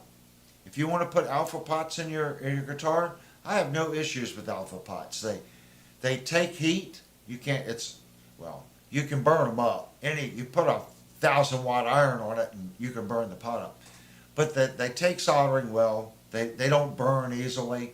The full size Alpha pots have nice traces in them. They're good pots. I like Barnes. I already said that for the push pull. I think they're smoother. The CTS pots seem a little clunky. And the next thing I'll say, CTS has moved to a back plastic casing on the push pull pots. I think the Barnes, the more traditional build of the Barnes, is going to add longevity. The CTS has a printed circuit board on the pot, okay, with the plastic casing, wherein the Barnes is still 100% mechanical, okay? So if you're spending the extra money on a nice 5-way switch that's mechanical, why would you turn around and put a CTS push-pull pot in that has a printed circuit board on the pot? You're trying to stay to the old school mechanical stuff. So in that case, I would go with the Barnes. That way you're not introducing wire traces on a board. Does that kind of make sense? Next thing you want to do, if you're doing a Strat and you got the pickups, some people say it doesn't make any difference. Before you wire the pickups in, twist the wires together. And some people say, oh, a couple twists doesn't matter. You know, put 5 or 6 twists in it, okay? And do each pickup, okay? Put some tape on it, and when you get it in the neck and you've got your route, when it goes, because it usually goes straight through on a Strat, take your 3 wires when it comes out of your neck. As soon as it hits the bridge, twist. Now each pickup, the wire's twisted. Now twist those 2 wires together just a little bit, and when you hit the bridge, twist that together and feed it through. Is it going to make that much difference? Yeah, basically, you're creating a ground. Okay. Now you can also do my way. Okay.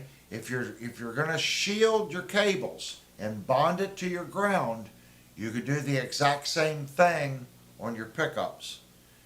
If you can terminate that to your source, your jack, okay, and that shielded cable can then float off that source to the switch, over, back onto, and around your pickup wiring, and it stays shielded over it, don't connect it on anything on the other end and ground it. Make sure that it's not grounded or doesn't touch a ground from that location over, and that'll create an active shield.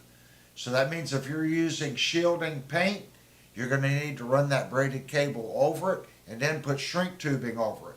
That braided cable cannot touch any ground source in that guitar that's connected to the ground on the pots. Does that make sense? It has to be isolated just to the output jack and not bonded on the other end. Again, there's going to be people that's going to say, well, that's not going to make a difference. It does. Kimber, if you type in Kimber cable come out with all kinds of wild things. They did tests on different diameter wires, like different frequencies. So they actually made cable, okay, like 22 gauge wire, and each strand of wire in that cable was a different gauge, from super hair fine to a little thicker. Their studies showed that frequencies, certain frequencies, like lower frequencies, would travel more on a thicker wire than a fine wire. So they started producing, it was ungodly expensive, cable with what's called a multi-gauge strand wire. And that's what they did. They bonded it with shielding. So if you can find that type of wire, that might be one other way of stepping up the sound of your guitar. How much difference does it make? Again, we're talking if you gain 1% here, and then you gain 1% on your pots, and you gain 1% on your cap, and then you gain 2 or 3% on your pickup, and then you gain 1% on your cord, it starts to add up, if that makes sense. If just changing that one thing, are you going to hear the difference? I would probably say you wouldn't. But every little change you make is going to help. Whether it's shielding. If you listen, we did a P90 guitar, and I did the active shielding on that guitar. It's stupid quiet. Let me go get that guitar. I'll plug it in. And it's dead quiet for a P90 guitar. Let me go get it. It's right here on the wall.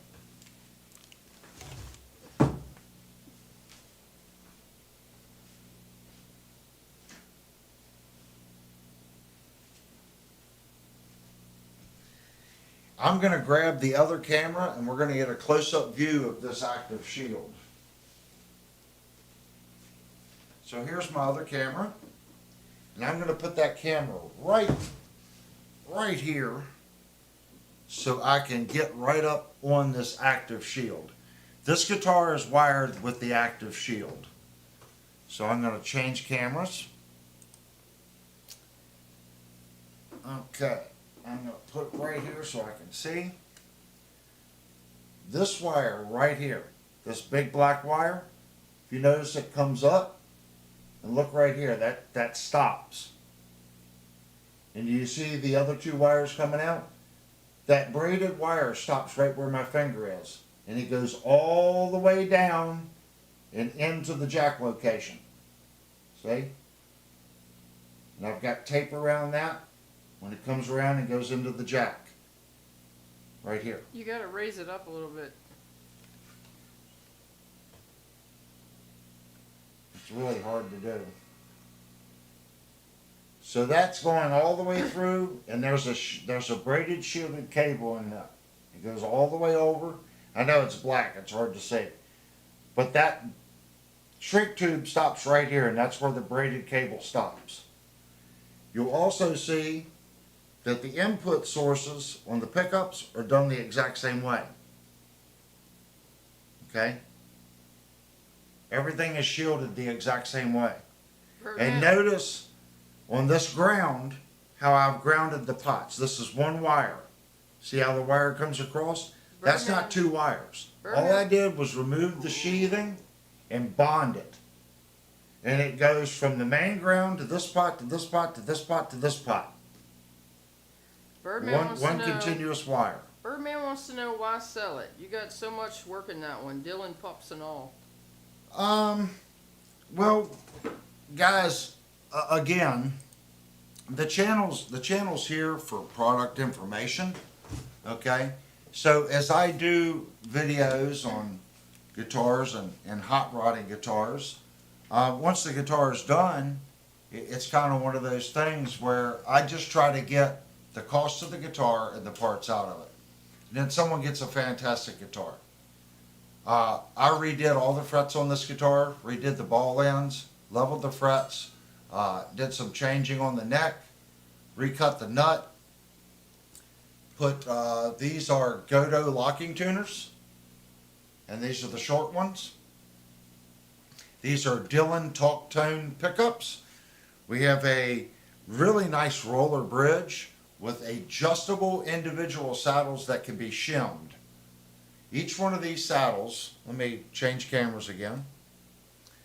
So each one of these saddles can be shimmed. Notice there's a bolt, and this saddle lifts up. And you can put a shim under each saddle so you can change the radius. So this has been shimmed to match our neck radius. Okay, this tailpiece has been changed. So the factory one, there's a little slot. So this one here, it literally stays in with no string pressure. Okay, because this fit in here is tight. It's going to transfer that string energy into the body. This is a kick butt guitar. So we're gonna plug it in. I'm not changing any of the settings on the amp. We're just gonna plug it in, and now these are not humbuckers. So this guitar on high gain should hum like a monster. They want to hear the DC through the rack. There's the hum. Do you hear it? Is it as quiet as a humbucker? No. But that's it. Those are P90 single coils on high gain. It's crazy. All right, here's the guitar high gain.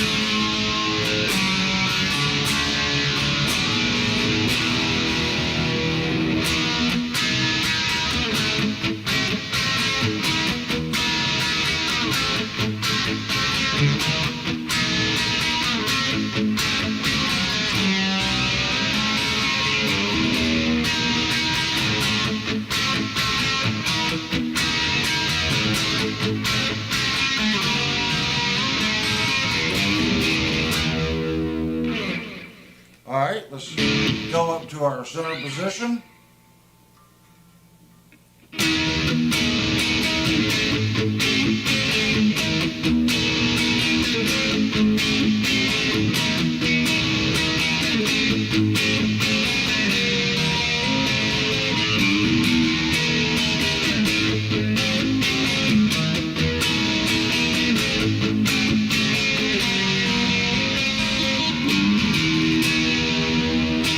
That's the difference.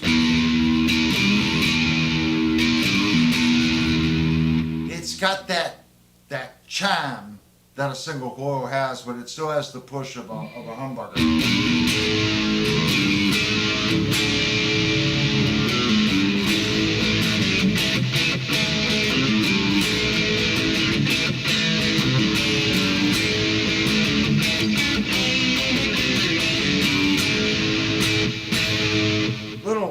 Little hot.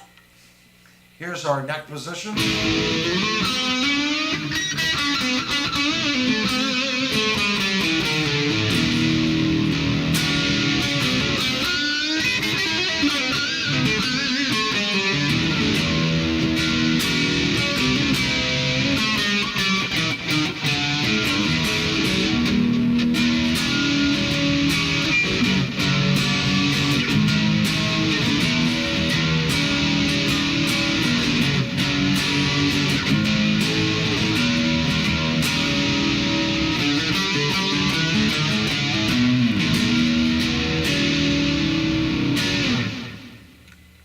Back down to our bridge position.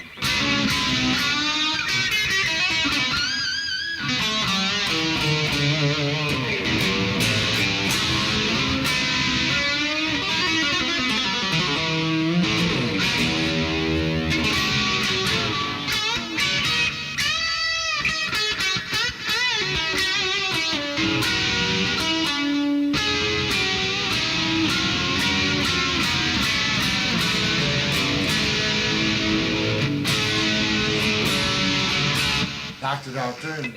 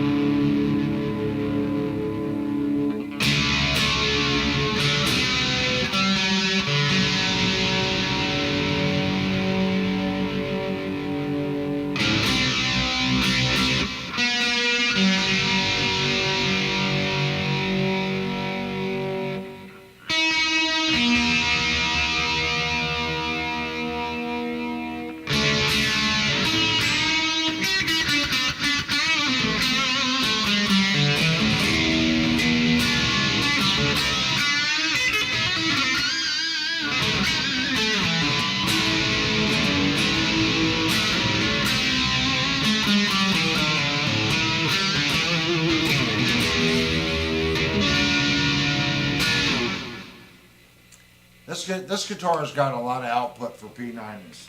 It's gonna shine better.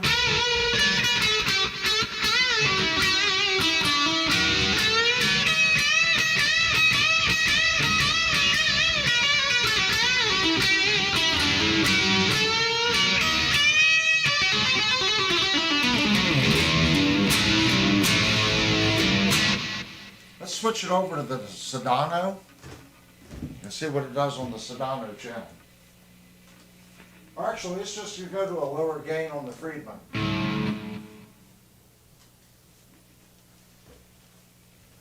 So this is low gain on the Friedman.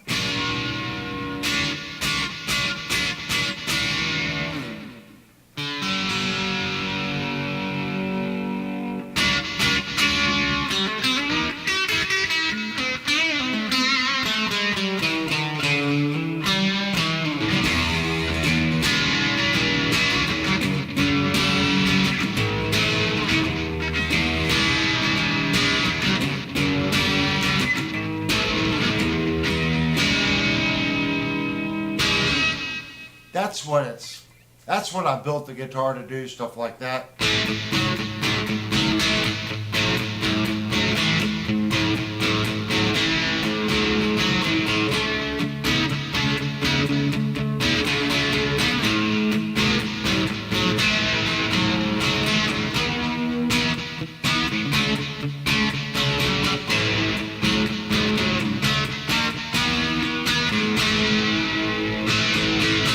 It needs to be tuned.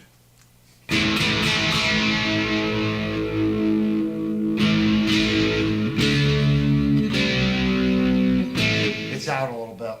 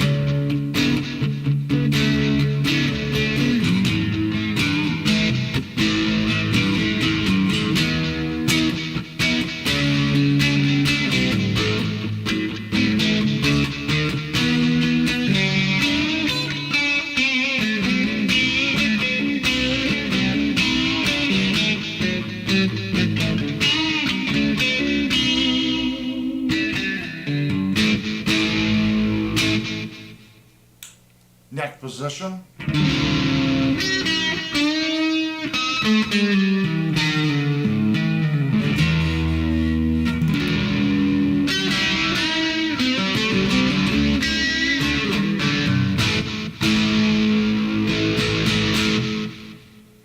Let's go back down to our center. Let's take some of our tone out.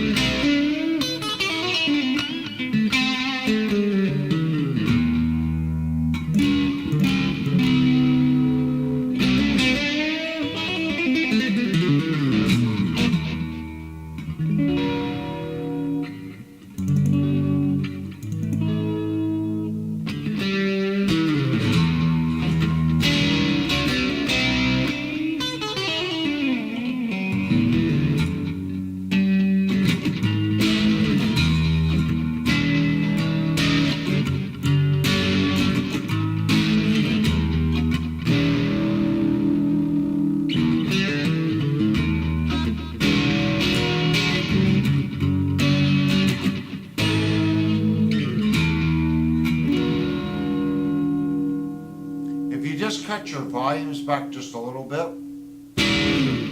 It opens it up.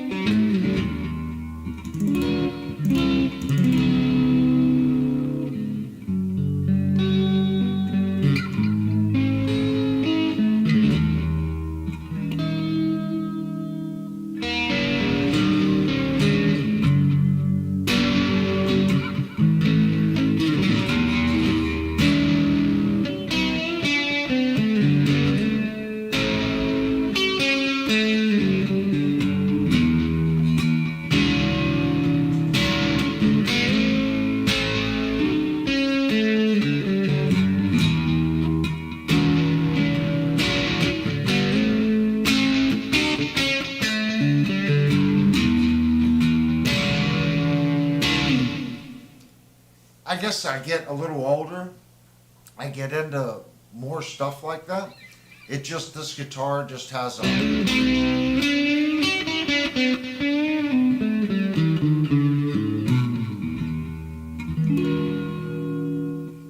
Dylan pickups, I will say, they take your pick attack. You could really make them break up or you can make them sound clean.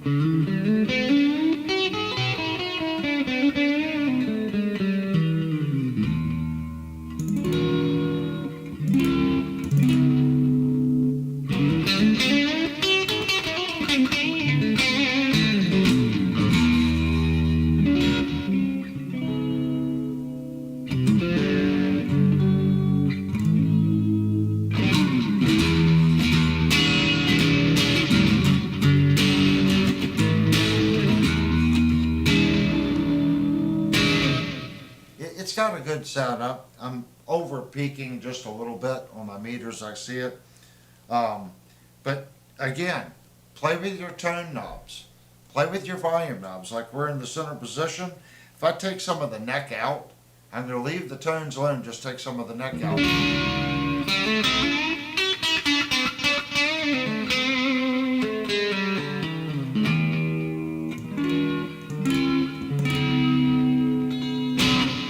Exact opposite, we're going to take some of the bridge out and keep the neck all the way up.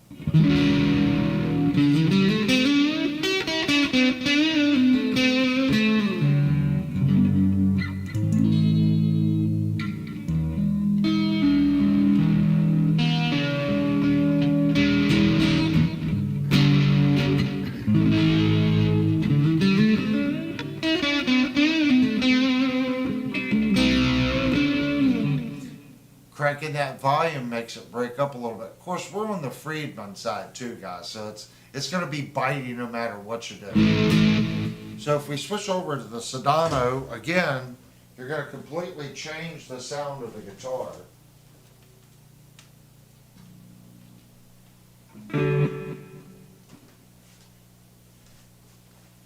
So here's the Sedano just on light distortion.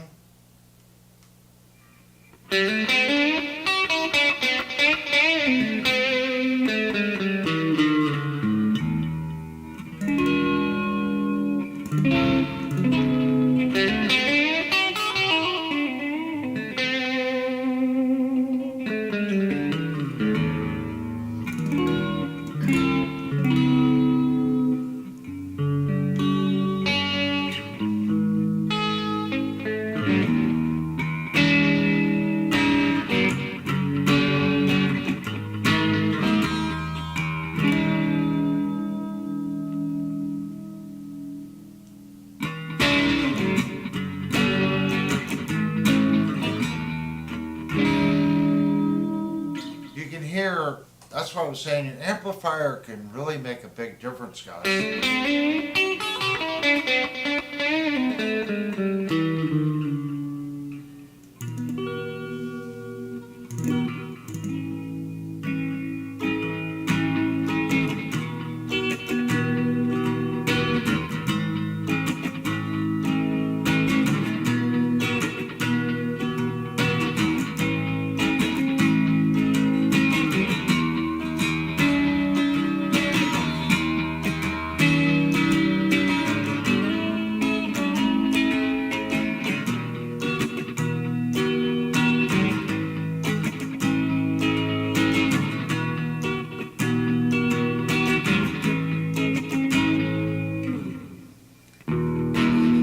Got a good sound. If you dig into it a little bit more, of course it's going to bite up a little bit.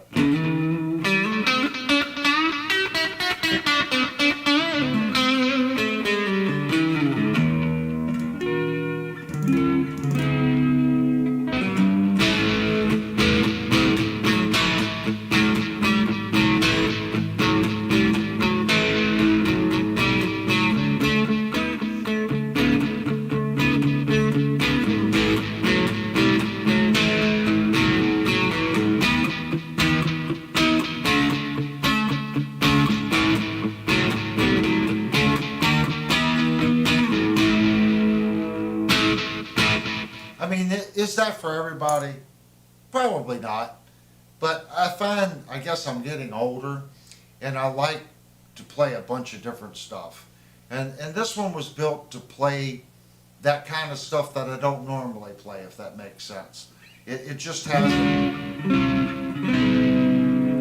it has a sound, and each one of these tones has distortion in it, just a little bit. So in clean, the guitar has a lot of warmth.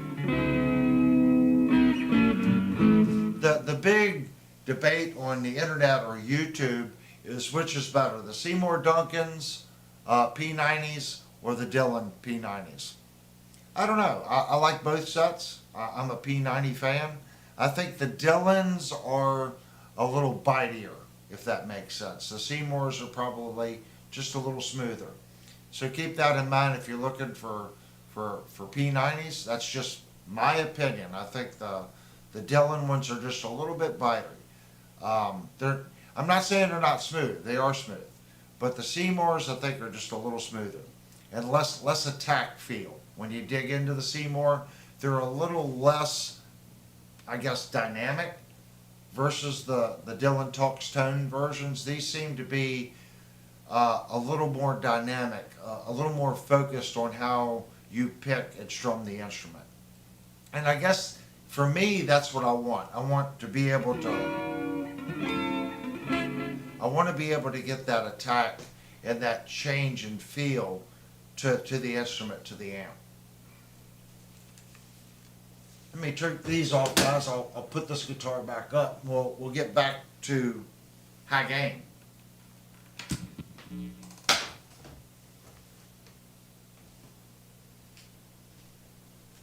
Any questions? No. Did they like that one? Seem to. You know, this happens to me, guys, pretty much on every break. She makes me cocoa during the break, and I don't get to drink it. So give me 1 second. It's a brand new cup of cocoa right here. Look at that. I haven't even taken the first sip. Oh my gosh, I love hot cocoa. All right. I'm going to check our time here, guys. And they have made changes, so now I don't even know how I can view time. It's been over 2 hours. It's 10:20. Yeah, we're at 2 hours and 16 minutes. So it's not too horrible, guys, considering that we had problems at the beginning of the stream. Does anyone have any questions? I have, I'm not going to go for 3 hours tonight, guys. I did try to do something a little different tonight. I promise we will get to fixing our Firefly. Maybe we can do that next Thursday night. I don't know. You guys tell me on Discord. We can do this on Saturday night if you want. I do have the post to fix it. So on Saturday night we can install the post, put the tremolo in it, set the intonation and do all that kind of stuff. And then next Thursday night we could review the IYV. If you guys are good with that, that's how we can approach it. And then somewhere in there we'll be doing the highly detailed review on the Jim Jr. That'll be out. And then we'll have some other videos after that. And I'm still working on the Donner stuff, which got put on hold. So Steve, I know it's been a month and a half. I got the files. I got that and some other stuff that I was working on. So there will be videos coming. I've been getting a lot of posts lately on some of my video reviews, and they're saying, Avery, come back. Avery didn't go anywhere. Avery's just doing live stuff now. And this week I realized why.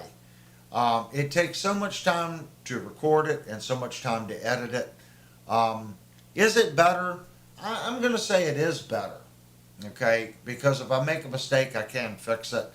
Doing live reviews, though, it's fun. And the only disadvantage to you guys is you have to watch me sit there in non-squirrel mode and check the frets. Blue Mox. Blue So Mox. Blue Mox says he has a 30-year-old guitar with a Floyd. He tried to pull the post mount out, but they wouldn't budge. Any advice? what I would do is sometimes, well, it's 30 years old. I kind of doubt if they did it. They can use a hide glue or a CA glue, and they would put a dot of that in there and then push it in.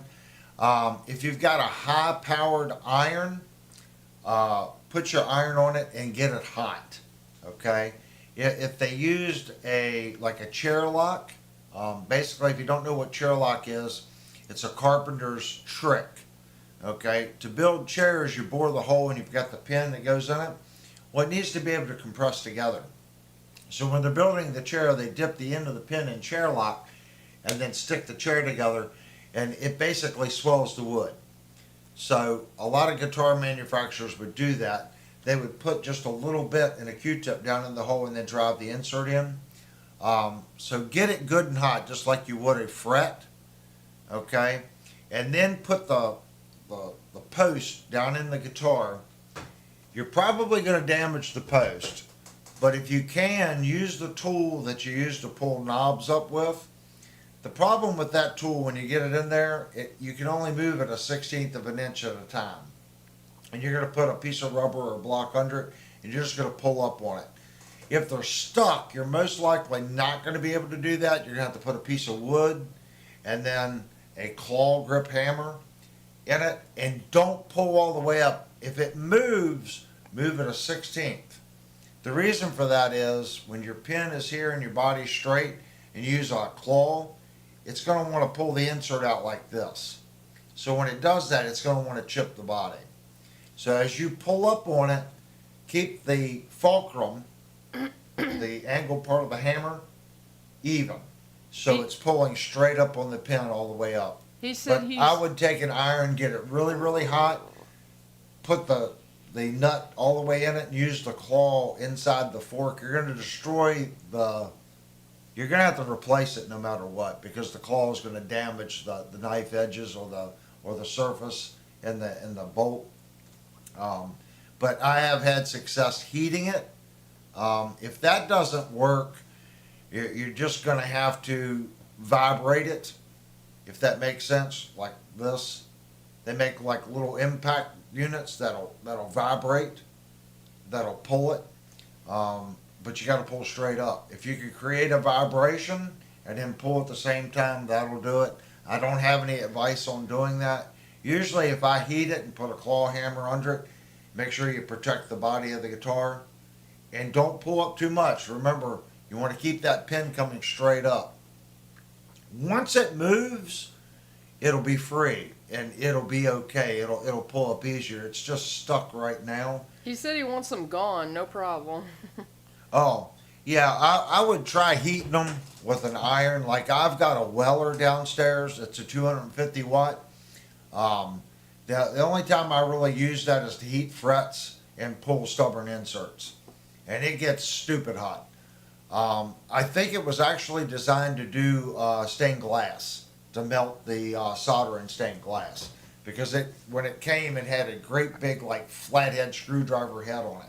And I had to order a different head, and I chiseled it down a little bit.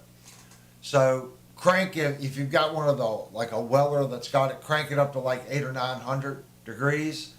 Put it in there, let it get good and hot, and then try to pull it up.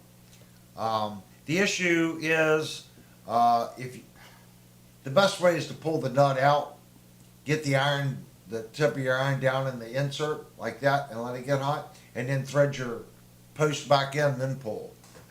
But the post is already going to be cooler, so that's going to decrease the temperature of the insert pretty quickly, if that makes sense. So you might want to put the iron in the insert, thread your post in, then put a little heat on the post after it goes in the insert, and then try to pull it. But heat is your friend. If they did use some kind of glue or something down there, just like they did the frets, when you're pulling frets, it will loosen that. And if it doesn't, it's expanded. Okay? You can do the exact opposite too. You can try to warm the guitar. Don't get it hot. Warm the body of the guitar and get the post, the insert, cold. and that'll contract it, and then you can pull it. He said, okay, it's worth a try for him. He doesn't care about the parts surviving at all. Yeah. Yeah, if you can warm the guitar to like maybe 105 degrees, okay, the body of the guitar, don't go past 105. Get it stabilized at about 105, and use cold shot, okay, with a long nozzle, and shoot that down inside the insert. That's going to make the insert cold. It's going to contract, and then try to pull it as the body of the guitar has expanded. But I would try the heat first. If that doesn't work, then heat the guitar body to about 105, 110 degrees, somewhere in that point. Don't go past 120, and then try a cold shot on the insert, and then try to pull it. You're trying to expand the wood fiber and shrink the metal. Exact opposite. So try those two things. We had some stubborn ones in this one. And a lot of time it's just leverage. If you don't have the proper amount of leverage. That's what I was saying. A nice claw hammer that has a straight claw, not an angled claw, a nice straight claw that you can fit in it with a block under it, and you've got a nice handle, you can get a lot of pressure on that. Trust me. So I would try to use a straight claw hammer and put a block under it. And remember what I said, when you're pulling, try not, because the claw hammer's on a radius, it's going to want to pull that insert out on an angle and chip the paint. So try to be careful that does not happen. The best thing to use is almost like a puller that'll grab on it and pull straight up. I don't think a bearing puller or anything like that will get that small. I don't think anyone's actually ever made a tool, but that would be ideal. That would set on it, that would lock on it, and you could spin and it would pull the threaded rod up. But I don't think anybody makes. I've never seen a tool like that for a guitar. He said he's a carpenter of 40 years plus. These efforts are in hard, LOL. Yeah, if you go back and watch our live stream on this one, I tried to do it the nice gentle way with my little fork tool, and it would not pull them. And I had to go down and get a piece of zebra wood and put on top of the guitar. It's all I had laying around down there. It doesn't have to be zebra wood. But I had a piece of zebra wood. I put that on it, put my claw hammer on it. I really don't like doing that because it does have a tendency of chipping the paint. Yeah, he just doesn't want to damage the mahogany. Yeah. Put something very hard on it. At least a piece of 1/2-inch solid wood. Zebra wood's really hard, so as you're pulling on it, it's not going to dent the guitar because you're protecting the guitar with that piece of wood over top of it. Make sure it's a big piece that's not going to slip. So the piece I was using was like 8 inches wide by it was like 24 inches long. Go back and look at the stream. It was actually kind of ridiculous, but it's all I had downstairs to use. Put that on top of it. I think I actually put a cloth down, then the piece of zebra wood, just like that. But I've had some stubborn ones. They will come out. Trust me, they want to come out. Especially guitars like that one that wouldn't stay in tune. They want to be fixed. They want to be played. All right, guys, we're gonna call it a night tonight. I gotta get up and play superintendent tomorrow and everything else that I need to do. But we'll be back on Saturday. And like I said, go to Discord. If you're not a member on Discord, please go to Discord and sign up for Discord. There's always someone in there talking guitars or posting stuff. There's always a conversation going on. The more people we get in there, the better it is, just like the chat. The more people that come in and chat and bring up topics and conversations, the more topics that we have to cover. And if you're new, again, we work hard here. Please go down. Please hit the thumbs up button. And, please subscribe. And if you hit subscribe, go over and hit all. That's the only way that you'll get notified when I'm doing videos. And I promise I'm not going to blow up your inbox. The maximum we do per week is usually 3. Now, I know the other week we did 4. We did a lot of live streams. But I don't post 2 and 3 videos a day. I don't post a video every day. I try to post good content. I'm not posting to YouTube just to satisfy the YouTube AI system. So if I'm here and you get a notification, it's a worthwhile stream or video. All right, guys. Again, go down, hit the thumbs up button, and I want to thank everybody that gave a super chat and everyone that contributed to the comment section and the topics for tonight. And I hope to see everybody Saturday night. Thanks again, guys. I couldn't do this without you. And like always, we're going to do our 5-minute ending window. That's where you guys get to chat and talk and end the conversation. So hope to see you Saturday night. Hope to see you on Discord. Thanks, everybody.